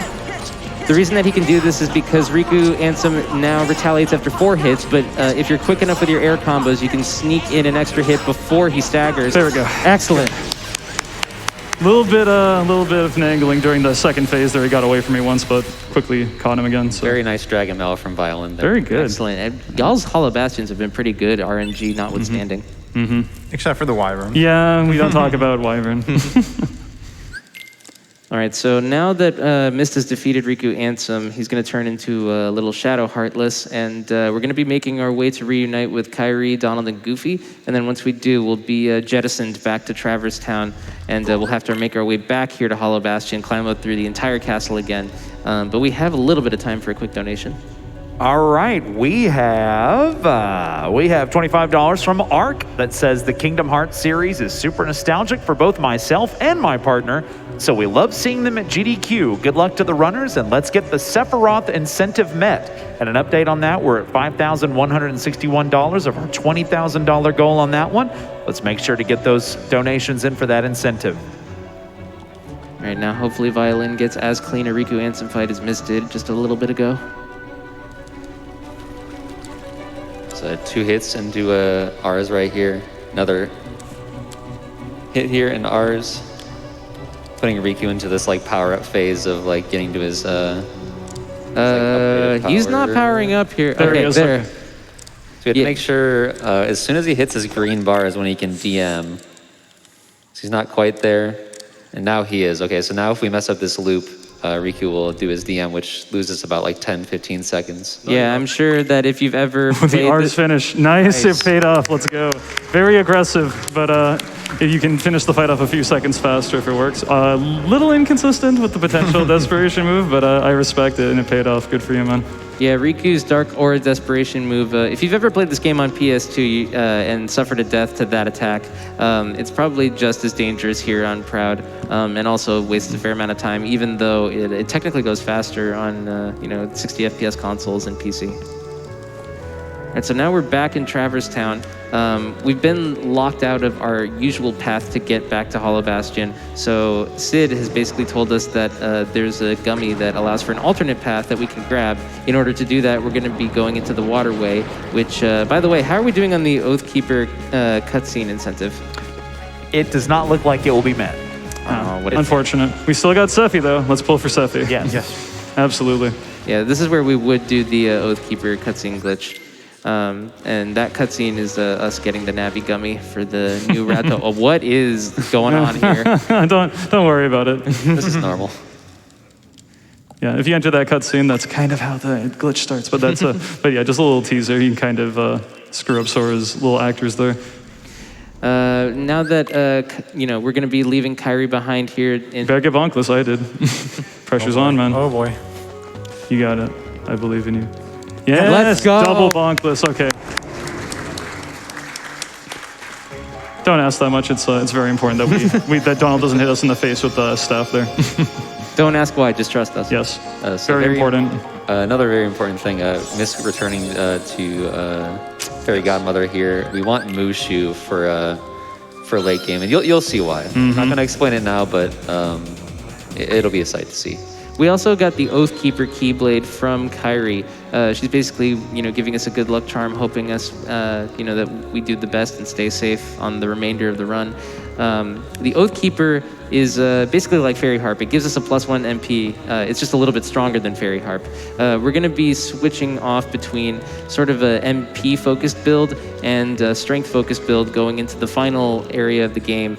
And so we're going to be seeing a lot of Oathkeeper, as well as a Keyblade that we're going to be picking up in Hollow Bastion once we return there. But before we do that, we're going to be going into the Gummy menu one last time for a final upgrade. We're going to be swapping, or actually equipping, the Haste 2 Gummy onto our current model. Such a beautiful ship, I know. Very compact, efficient. And so now we can take the warp hole that's off to the side of Traverse Town and make our way back to Hollow Bastion. Mist being a little bit judicious with his use of Haste Gummy going through these. There's a lot of enemies here. You don't wanna run into stuff. Okay. All right, cool. This is a very long gummy, and the game throws a tremendous amount of obstacles and gummy ships your way, and you really, with this being Proud Mode, you will die in like 2 hits to everything, if not 1 hit to certain things, so you've really got to be careful here. Yeah, it's a visual assault on, your eyes as much as it is on the gummy itself. There's going to be basically 3 zones that we're going to move through. This is the second of third. And once we move through the third, we're going to be doing something a little bit interesting. Also, an important thing, I'm not boosting until this next load zone comes through, just because the game is in like a fixed state where it can't actually progress until a certain amount of time has passed, and we just save that for when the game is progressing again. All right, Mist is going to do very specific movement so that all of the gummy ships that would ram into him kind of fly past and over him instead. And very particular about this specific gummy, because we came from Hollow Bastion back to Traverstone without actually leaving the world, and if Traverstone is the world we're coming from for this Whirlpool, a bunch of blocks, don't worry about that, we can actually quit out of the gummy and fly right to Hollow Bastion without actually finishing the gummy. Yeah, shout out to Spike Vegeta for that one. Mm-hmm. Okay, so now we're touching down in Hollow Bastion for the second time. Beast is going to rejoin our party, and he's going to be just as good with us now as he was in the waterway when we couldn't deal any physical damage. We're going to be making our way up through Rising Falls, and then once we do, we're going to be making use of Dumbo yet again. Gonna do some, try to do some quick movement here to get a Mega Elixir while also making the cycle bits a little tight. A thing to notice about summons is you can't use them unless you're in combat. So you'll see Mist and Violin kind of roll forward until they spawn in enemies so that they can use Dumbo for the skip that they're going to attempt. And looks like the cycle will be good. Should be good. Nice. Excellent. Yeah, very good. All right. Dumbo skip 2, let's go. Only wizard. Only wizard. Hopefully. We'll see. Yeah, so basically walk forward a little bit, do 2 dodge rolls. Nice. Spawn these Excellent. enemies, run back, immediately summon Dumbo. That was really fast. Not over yet. But that's a good start. All right, so we're going to iframe through an attack that the wizard is going to do. It's a fire pillar. While you're on Dumbo, you basically can't be interrupted. You're totally invincible. And we pop up onto this arch, and we hop over to the same crystal that we did the first Dumbo skip on. And that's yeah, okay. he's taking a long time to get out of here. It's okay, though. Okay, we take that. Okay. As long as we get over there, we're happy. Mm-hmm. All right, so we're going to be going onto this auto-scroller section one more time, and I believe Mist is going to do a quick menu here. Yes. Just a few more things. I'm trying to think before I actually get on there. We've had to juggle a bunch of stuff. Thinking, yes, okay. I'm going to put on the Oathkeeper. I want to take off Beast's top ability for his bomb ability, which is the critical plus. I'm going to actually put on Guard, and because Goofy can be annoying in this fight. Oh, I also want to put on Gravity on my customize. Goofy can really just use his tornado attack and push Wizard all the way to the side of the arena, and it can kind of confuse things. So I'm taking that off for this specific fight, but I will be putting it on again right after it. All right, so we're hoping at the beginning of this fight, we're going to try to aggro Beast onto that wizard. Ah, shoot. Nice, thank you, Beast. Ooh, that was a good roar. Oh, okay. Oh, the wizard's stunned and you only have the yellow opera. That's pretty good. Uh-oh. Did Goofy proc him to teleport? Perhaps. Oh, Lord.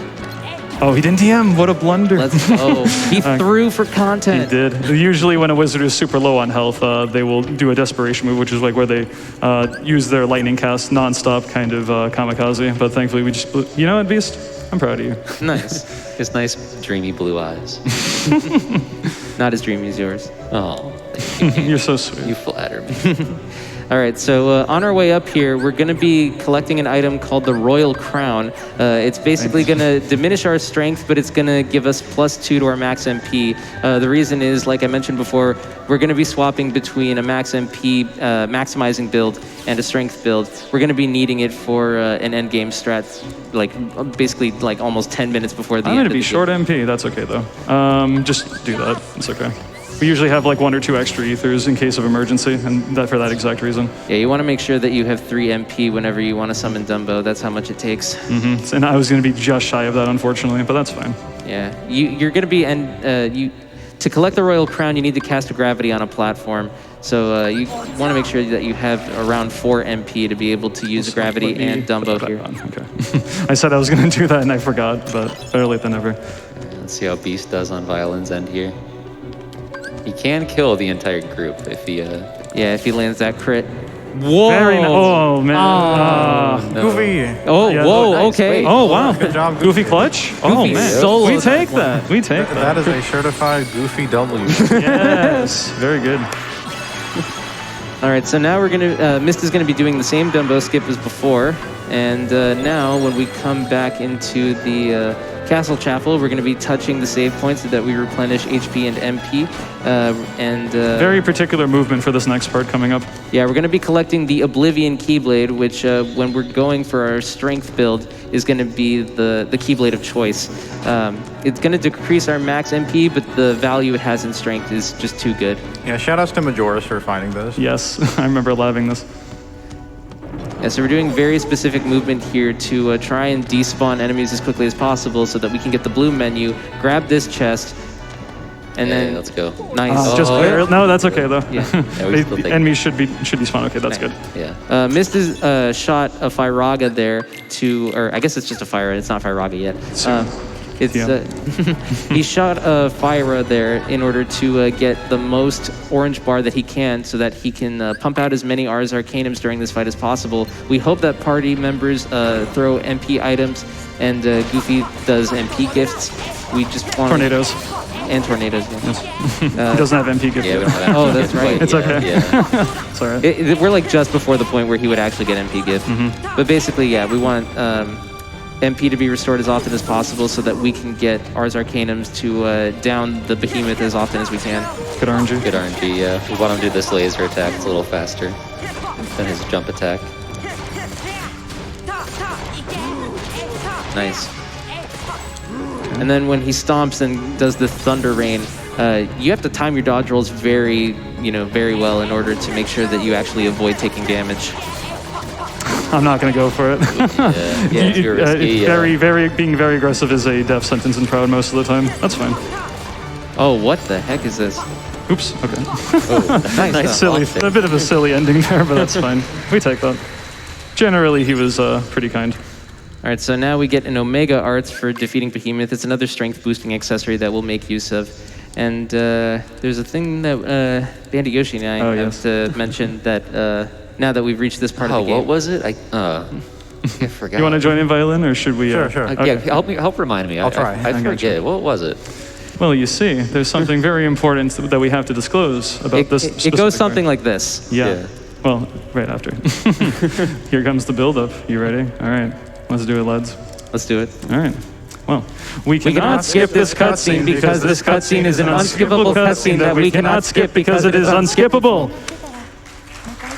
Shoutouts to Biscuit047. Oh my! That part we We did didn't- not plan to say that in unison. We did not script that. Fantastic. Same brain cell. Jinx, you owe me a soda mist. I didn't say that. Yeah, so it doesn't matter whether you're on PC or console. This part of the game is totally unskippable. So we basically just let it play. If you're doing this run at home, then usually this is the point where you have a free bathroom break. I think we should talk more details about the Sephiroth incentive. What is that going to be like, Mist?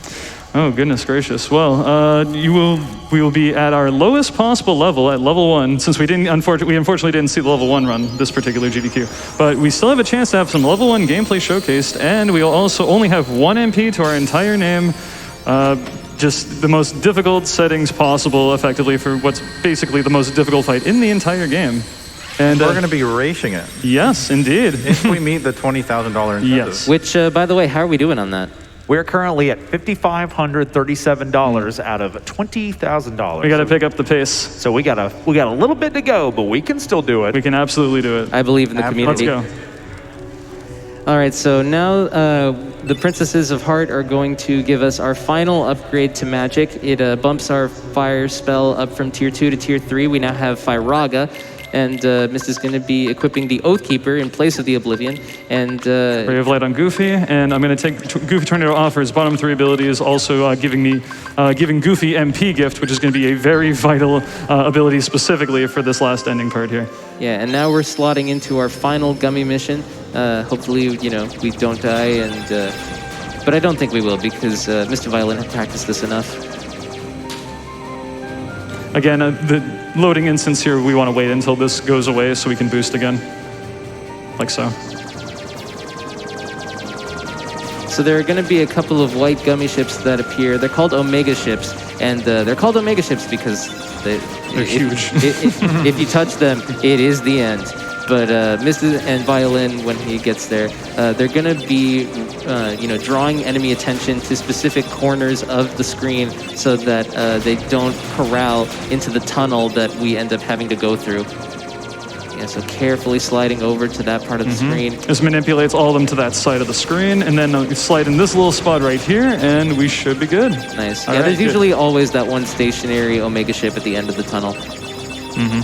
But yeah, that's basically the final gummy mission, and now we've reached the last area of the game. This is end of the world, and end of the run. In multiple meanings. We're going to be coming up on a couple of forced fights here. The first one is going to be Invisibles. These are mean. Yes. We don't like these Heartless very much. They have 300 HP each, so they're basically their own mini boss. And whoa, that was a clean stop. Get over here, buddy. All right. We hope to avoid the Invisibles DM where they plunge a sword into the ground and then summon a ring of no. dark magic around. You Get him, know. get him. Oh, he didn't DM. Oh, Let's go, let's yes. go. Oh, he blundered again. Let's go. So many Heartless throwing for content. Oh my goodness, that wizard didn't DM, that Invisible didn't DM. What is going on? They're paid actors. Actors. What's important, especially in Proud here, is, especially with the Oathkeeper Keyblade equipped, we want to prioritize doing damage with magic because our actual swings are not doing very much damage at all. You'll see that it Especially those spikes back up when we have the Oblivion Keyblade equipped. All right, so now we've got Angel Stars. We're going to be spreading gravities across each of them and then doing some combos to clean them up. It's basically player choice as to whether or not you go with the Oathkeeper or I'm gonna Oblivion be a little build. safe here, just Yeah. in case. Yeah, they're both equally inconsistent. If those dudes get off that little charging attack there, they can duplicate themselves, and it's just a complete mess. So I just stopped that to make it so that that didn't happen. Mist is positioning himself near this elixir chest once the Angel Star wave is dismissed. And like we said before, we're going to need every elixir we can going into final fights. We're also going to be rolling towards this cottage to pick it up in the red chest. You only really need to encounter the Invisibles and the Angel Stars when you move through the end of the world. So we're basically done with Mob Heartless for the final dimension section. But we are going to be coming up on a little bit of a retrain of the Behemoth enemy. This one's the Arch Behemoth. Arch Behemoth doesn't have the same let's kind go. of... Yeah, that was a pretty clean fight. That was really clean. Arch Behemoth doesn't have the same amount of gravity resistance that the previous Behemoth did. So at the start of the fight, we're going to be throwing a couple of gravities onto him. And then Goofy is going to replenish our MP when we run out. Excellent. Get up there quick. Okay. And now we have just enough MP for an Ars Arcanum, and we should be able to knock Arch Behemoth over. Nice. We get a couple of free hits on him now that he's downed. Getting to a one cycle is pretty much impossible, unfortunately, with the damage output. It's all right. That was crazy. That was really good. Jeez. I got crits on like all of them. Let's go, dude. Turning on the gas. And nice.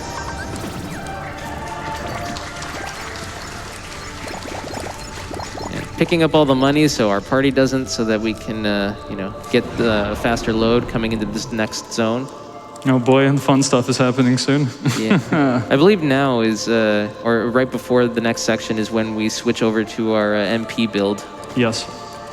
So we're going to be equipping the Royal Crown for the +2 and the Oathkeeper for the +1. And the reason that we want to have as much magic as possible is so that we can use Simba to full effect again.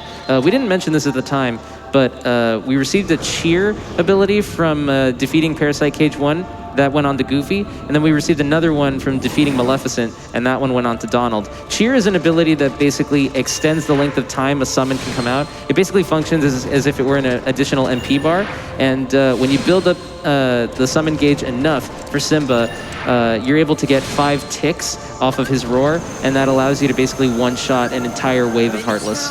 And basically, we're going into all these terminals right here because we've never set foot in Olympus Coliseum. We've never set foot in Atlantica either. And basically, the way the game that checks this is if you haven't sealed the specific keyhole to a world, you need to defeat a mob of enemies in the respective terminals to progress. Although we will be going through the 100-acre wood, that's mandatory regardless of whether or not you seal the keyhole. Luckily, it's peaceful. It's a nice little respite before. Actually peaceful this time. Yeah, I'm not lying this time, I swear. it just contains a Mega Elixir chest and a save point, which we will make use of both. And Boom. nice. Very good. All right. So now we're going into the Atlantica portal because, like Mist said, we've never touched down there either. And we're going to be casting Firagas on a couple of sheltering zones that appear. When the sheltering zones are defeated, 2 Aqua Tanks are going to spawn in. One of them's got a couple of screwdrivers. We're going to cast gravities on those Aqua Tanks and then use Firaga to clean things up. So let's see what we got here. All right. 5 each. 3, 4, 5. 1, 2, 3, 4, 5. Here come the Aqua Tanks. The gravities. And good, they were both flattened. All right, Firaga to clean it up. Clean. Very clean. Excellent. All right, you want to wait until that screen color changes from yellow to blue. If you go through that loading zone too quickly, the game will actually consider that portal not complete, and you'll have to fight all those enemies again. It's fun. Sometimes you can be too fast, and that's a bigger problem in speedrunning than you'd think it would be. Yeah. All right, so now we're coming up with the Hollow Bastion portal, which is also mandatory, despite the fact that you have to seal the keyhole in order to get to this point. Shout out to Big Sid 119 for this upcoming strat. Yeah, so you want to tap the first invisible closest to you and then spread out as many good. gravities as you can. Looking good. This is a very dangerous point where like Very all nice. of the, that was so good, oh my God. Yeah.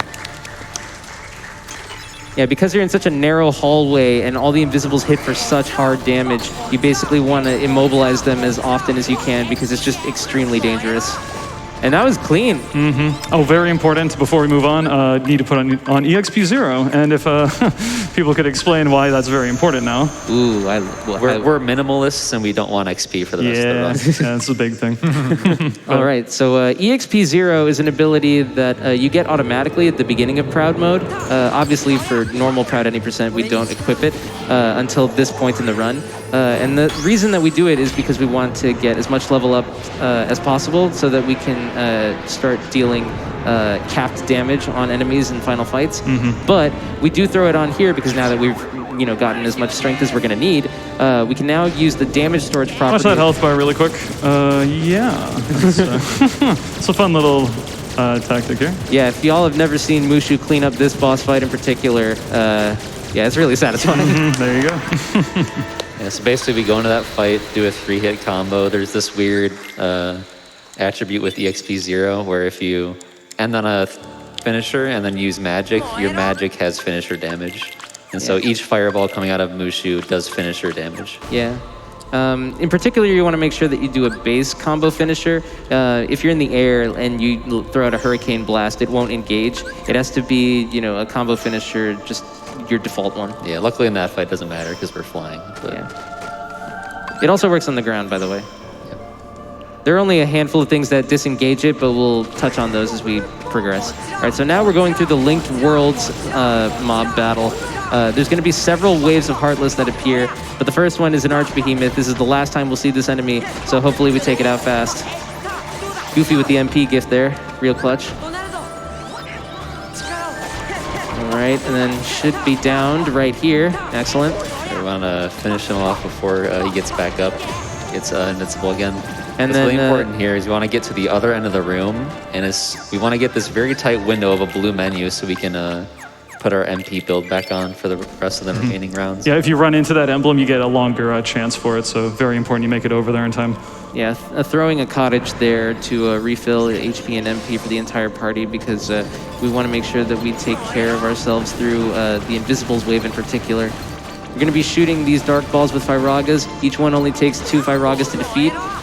And then there's one that should spawn in. All right, excellent. Mist is going to call Donald and Goofy to this far end of the arena, and then he's going to throw out gravities on as many of these Invisibles as possible. Looking good so far. This is very nice. This is, wow. Whoa. All right, and both of them are... Good. Yo! Oh, my ears.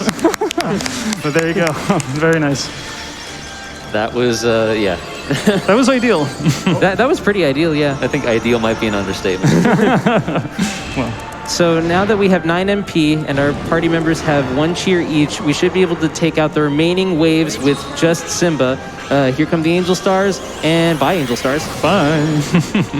Oh no, there's another wave. Oh wait, no, we can just kill it all with Simba. No, it's all good. Yeah, we had just enough of 9 MP. It's crazy Yeah. how tight this is. We have just enough MP. Yeah, check that orange MP bar at the very end of this. We like a second or two just to get another thing off in time. Like, see, like, right, look how close it is. Just there. Yeah. Just barely enough. like 2 seconds. Beautiful. All right. We did it. And now we're out of here. Yeah, that's probably the hardest, fight in terms of like if you die at the end, you get such horrible time loss. Let's see, violins here. All right, Mist is going to pick up this Mega Elixir chest in the final rest area, touch this save point, and now we're going into final fights. Okay. Can we get him? Good. All right, good. Got it. Nice. Very solid. Get in there. All right, so we're going to be taking advantage of damage storage one more time going into our first fight with Ansem. So hopefully we get a clean fight. It should be relatively streamlined, but he does have his tendencies of being kind of obnoxious, but it should be okay. A couple Yeah. different openings can happen. Yeah, and if he kills your party members, then you have to heal them in order to use a summon again. Get over there. All right, nice. It's also very important to note we need to do a regular finisher to make use of EXP Zero's damage storage capabilities. We do have Hurricane Blast on, and if that's the finisher you get, you actually don't activate it. All right, so same deal as Chernobog. Watch that HP bar.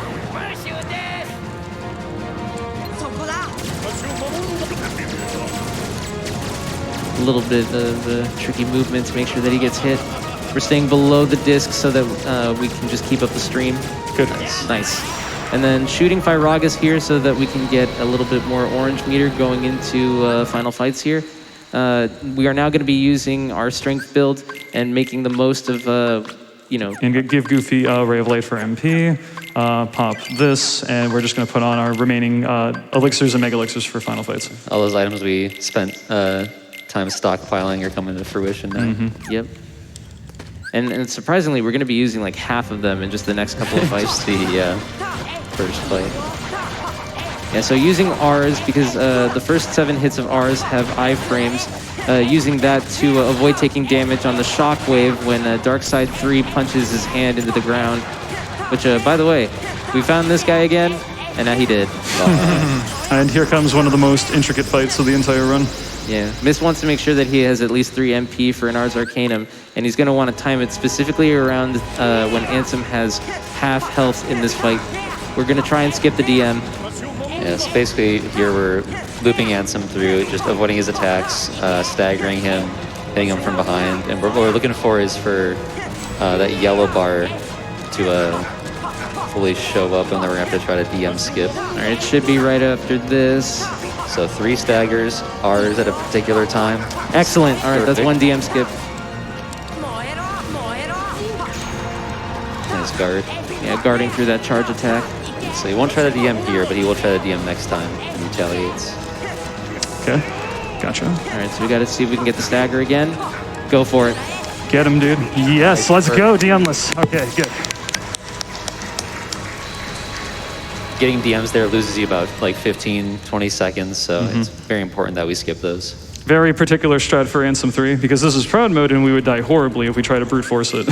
So Yeah. I'll let you guys take that away too. Yeah, we're going to be taking advantage of damage storage yet again, except we don't have Mushu because our party members have been locked out, so we have to be our own Mushu and spit our own fireballs at Ansem 3.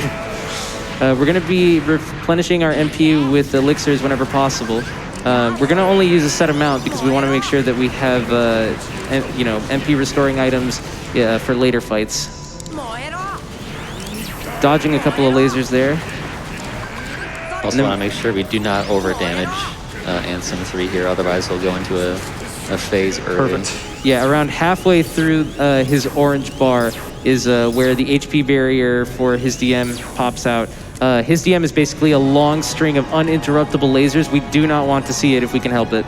Also, yeah, you're going to say it. Yeah, their mist flew very far away. You might wonder why. We want to be close and deal damage. There's actually a Heartless that spawn. If we're far away enough, they'll despawn. Because we do not want to deal with them. They'll make the fight. Yo, Nice nice fight from fight, Violin. DM. Good job. Nice fight from DM. Yeah, nice fight from Violin getting DM skip. I can't believe that worked because he was right up against the wall. He's a little high on HP here. This might be a bit problematic. So I think he'll be okay. I think you'll just barely get it. Yeah, I think we're going to clean it up right here. Yes, Nice. Just made it. Okay, good. Just before the DM started. So here, Mist standing there, dodge rolling at a very particular time to... Oh, no. Oh no, it's a dude. white screen. He rolled too early. So we have to finish Shadow's Core, but we can't see anything. He'll be okay. We did get to skip a cutscene very fast, though. Yeah, that's true. So Mist is going to have to use some audio cues here. Okay, I got it. Nice. Just need to find it somewhere. Yes, I got it. Okay, holy moly, I can't believe I did that. Okay, I know, sorry. Yeah, there we go. If you do it too soon, that can happen. I didn't do that on purpose, I promise. Yeah, you want to time it specifically so that the fight reloads and you can't see everything. But if you're too early, you get the white screen and suddenly you're just kind of, I would say wandering in the dark, but No, those you're are very bright. much not. Very bright. All right, so now we have the artillery. This is a pretty dangerous fight on Proud, which is why we're throwing an arrow to reduce the amount of damage that we take. We're going to try and spread our finishers across those larger artillery cannons if we can help it. All right, doing pretty good so far. Nice. They're not being too mean. Ooh, slick. And All right. good Ansem 3 from Violent Okay, here. that's fine. Ooh, okay. You guys will actually get to see what this fight looks like now. Maybe. Hopefully. All right, so now we're coming up into, we couldn't see the Shadow Core, but now we're going into the Dark Ball Core. We're going to be doing a very specific stop. Oh, my. Oh, wow, that Ooh, almost that's got cute. all of them. All right, and then once they're all immobilized, Mist throws out another quick stop, and then does as many combos on Dark Balls as he can, cleaning up the rest with physical hits and Ars Arcanums, using the Ars Arcanums whenever Dark Balls spawn back in from being invincible. And Goofy going to town on that one let's dark ball. go, dude. All right, so now that's Dark Ball Core finished, and there's another fight that we're going to be using damage storage on just a little bit. Or actually, no, that's not until later. For Face, we're actually going to be doing something a little bit riskier, which is we're going to basically get onto the top of his head and launch a lot of Ars Arcanums. We're going to also throw Arrow out there because this is so risky that we usually take a few hits. Yeah, Hopefully- we gotta be careful here. You want to make sure your arrow is still up and also you haven't taken too much damage. Because dying in this fight is very easy. And hopefully Goofy also throws us a fair amount of MP gifts so that we can just keep chucking out Ars Arcanums. Ah, shoot. Sneaking in a couple of slap shots whenever possible. And yeah, you'll see that Mist has to like dodge back out and throw another arrow whenever things get too spicy. It gets kind of awkward if you only have 2 MP because Goofy won't throw you the MP gift, so you kind of have to throw your magic somewhere to get him to give you that extra magic to use more R's. He's on Oh, his my goodness. My cure got canceled. That was bad. It's all right. Just He's on his final bar though, so there this we should go. be the end. Should be fine. There we go. Nice. All right. Okay, now here comes a really dangerous part that can just go south completely due to RNG. We have the Invisible Core. They're all going to charge at us at one end of the arena. Hopefully Goofy does not push them and we can stop 2 waves of Invisibles that come in. Here's the first wave. They're stopped. Here comes the second wave. Excellent. Nice. All right, a couple of group gravities basically ensures that we spread out as much damage as we can. Beautiful. And, yeah, they're all dead now.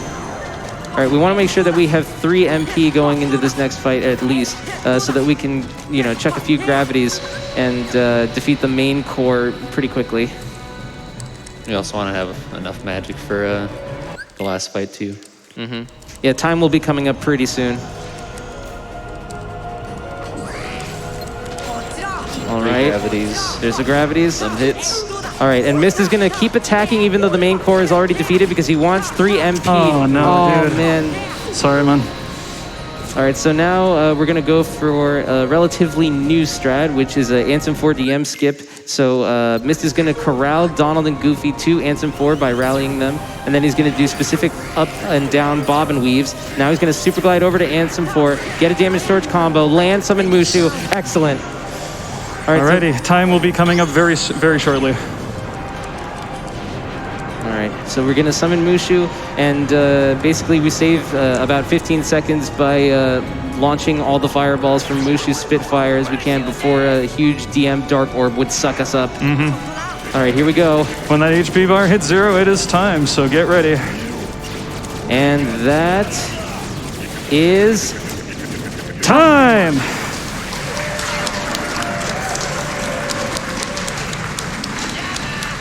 All right. Yeah, shout outs to Dessa3579 and Violin. Basically, that DM skip was a 3-way project. Yeah, now Proud and Level 1 both reap the benefits from that. All right, and let's give Violin some cheers to finish up strong. He's almost there. He's got it. Let's come on. Let's go, dude.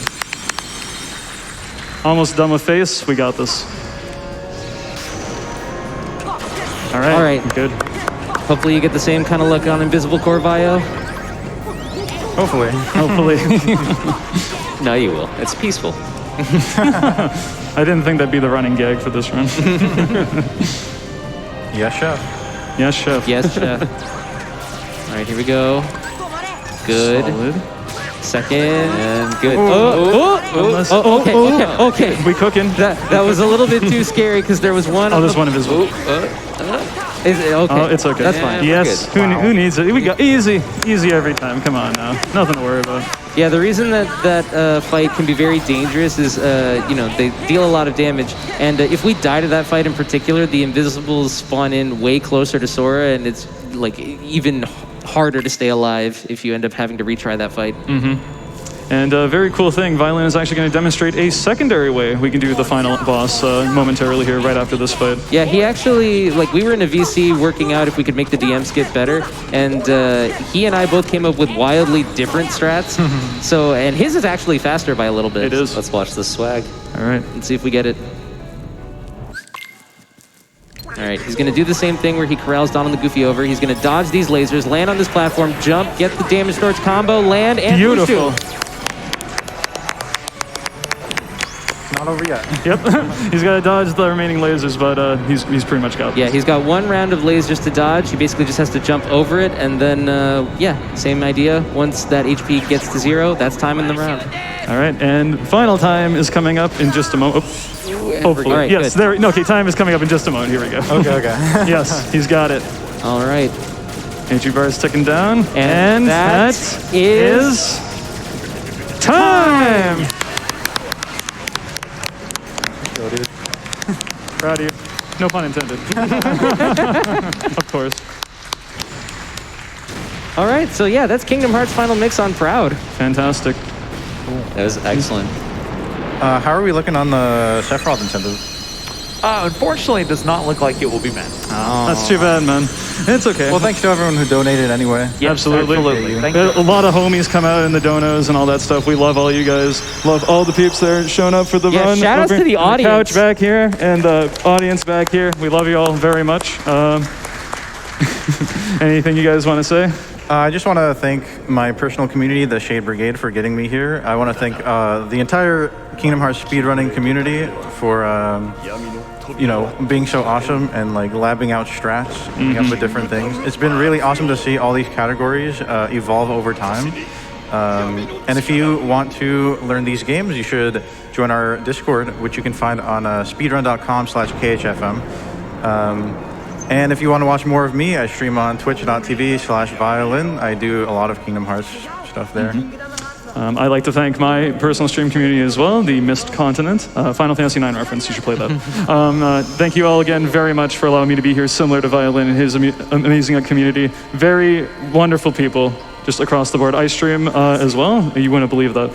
Twitch.tv/MissMaster1. I'm also a fellow KH speedrunner, maybe a few things here and there, back and forth. And thank you guys very much. Anything you guys want to say? Sure, I'd like to, similar to these guys, I'd like to thank my community as well. I would not be here without them at all, so thank you very much. And to go off what they said, thank you very much to the KH speedrunner community. I've only been a part of it for a year and a half, and I very much consider it a family and have met very good friends in my life, so shout outs to all you guys and for letting me be here with you. And Mr. Game? Just shout outs to SGDQ in particular, allowing us to do a very fun thing for charity. And if it weren't for SGDQ, I don't think I'd be here because I started getting into Kingdom Hearts Final Mix speedrunning from watching Mist's run of level 1 back at SGDQ. I hope everybody has a rest of a good SGDQ, and thank you to the organizers and staff for helping make this possible. Thank you guys very much. Thank you. Absolutely. Thank you very much. That was Violin and Miss Master 1 with a fantastic race. Kingdom Hearts Final Mix. There were a lot of donations that did come in through that run. Thank you for everybody that did donate, such as this. We had $5 From Clark Streams, who says, let's go, Violin. Been watching since early COVID, and seeing the growth and things you've achieved in that time has been inspiring. Good luck, my guy, and make sure you get bonkless, less than 3. All right, that is going to wrap it up for me at the host desk. This was my 13th hosting assignment here at GDQ. It's been an honor to be involved again. I am an Eternal Enigma, signing off. We're going to go to a quick break, and when we come back, you'll be in the capable hands of Musical Daredevil. We'll be right back.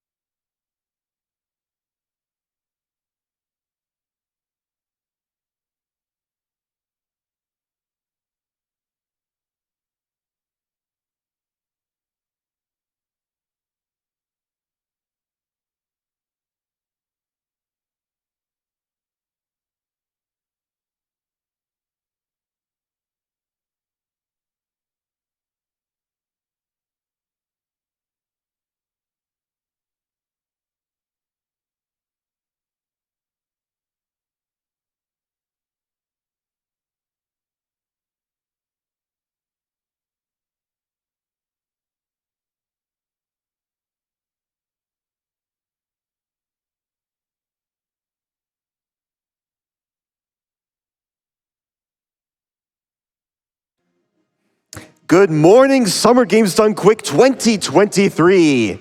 I hope you are all super hyped. Yeah, I hope you're all super hyped for our next run, Neopets The Darkest Fairy, run by Jaxler.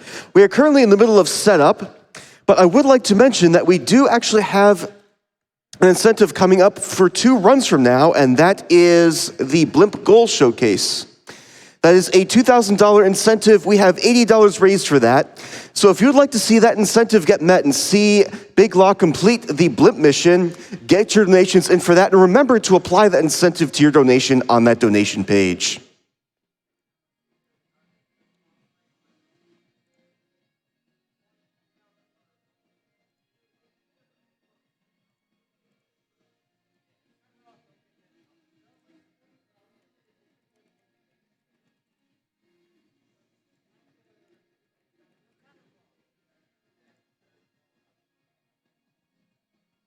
So I guess I forgot to introduce myself to all of you. I am Musical Daredevil, and I will be your host for our upcoming games, including Neopets, Tony Hawk, as well as a couple runs after that. We have a $25 donation from Isaac Startown. Good luck to all runners. We also have a $50 anonymous donation. Thank you for supporting such a great cause.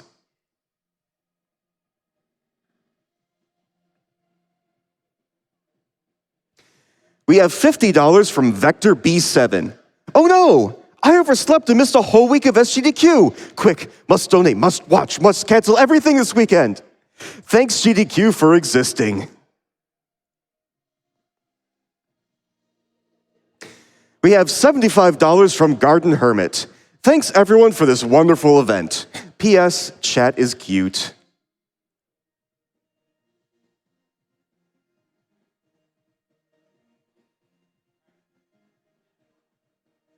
We have $250 from Pure Hype. Much speed, much hype.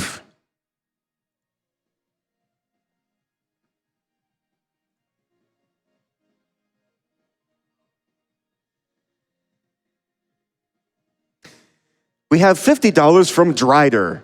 Hey guys, greetings from France. So happy to see SGDQ again with really good games this year. Good luck to all the runners, and thanks to everyone making this possible.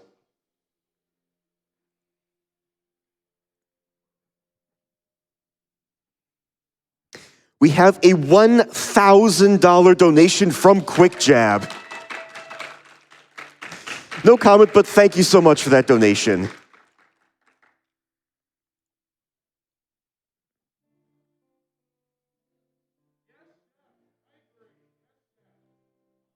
We have a $10 donation from Captain Steppen. Love GDQ. Ain't gonna watch much this year, so I'll be doing a catch-up on YouTube. Good luck to all the runners.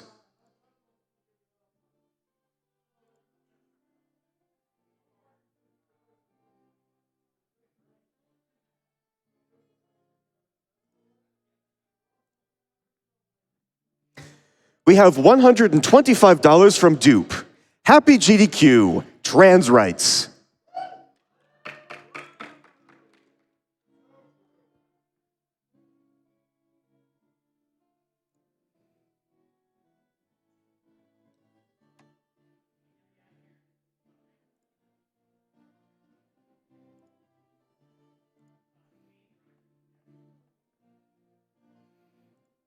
We have $10 from Eris TGD.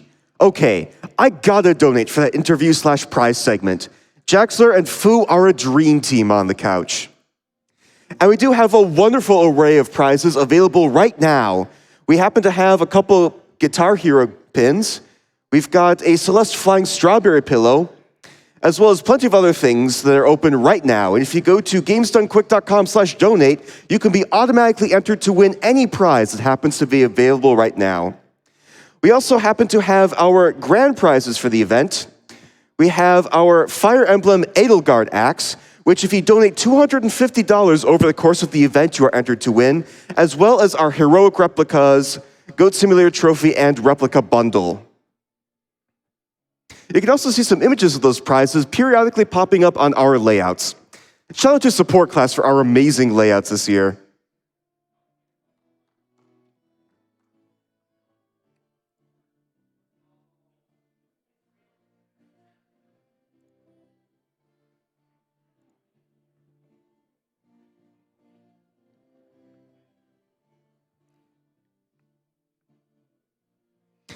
For those of you who may have joined us, Summer Games Done Quick 2023 is raising funds for Doctors Without Borders. Doctors Without Borders, or Médecins Sans Frontières, brings medical humanitarian assistance to people affected by conflict, natural disasters, epidemics, and healthcare exclusion. When disaster strikes, MSF staff are often among the first on the scene, sometimes arriving in a matter of minutes. 94% of money raised by MSF USA in 2021 came from individual donors, as they do not accept any government funding and are free from any government's political or military goals. This allows MSF to reach communities in need without restriction, often going where other organizations cannot. Thank you so much, MSF, for being a great partner for this event and for all of the amazing work you do.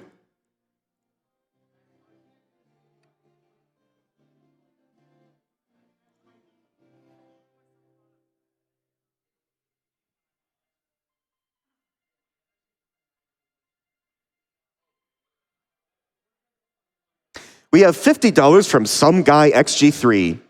Been going through a lot lately, so haven't been able to keep up with the event as much as I'd like to. But I still want to do what I can to help out. Thank you all for these incredible events throughout the years. And thank you so much for your donation, Some Guy XG3. We appreciate any support you are able to give to the event. Even a $5 donation can help us out so much, as well as help out Doctors Without Borders. So anything you are able to give, or any support you are able to give for the event, we appreciate.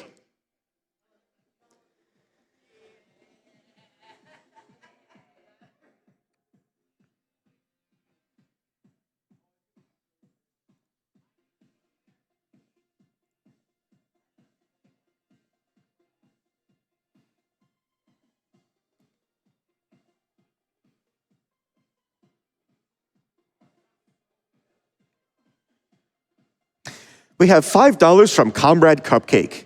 How many chefs would a chef chat if a chef chat could chat chefs? That's a good question.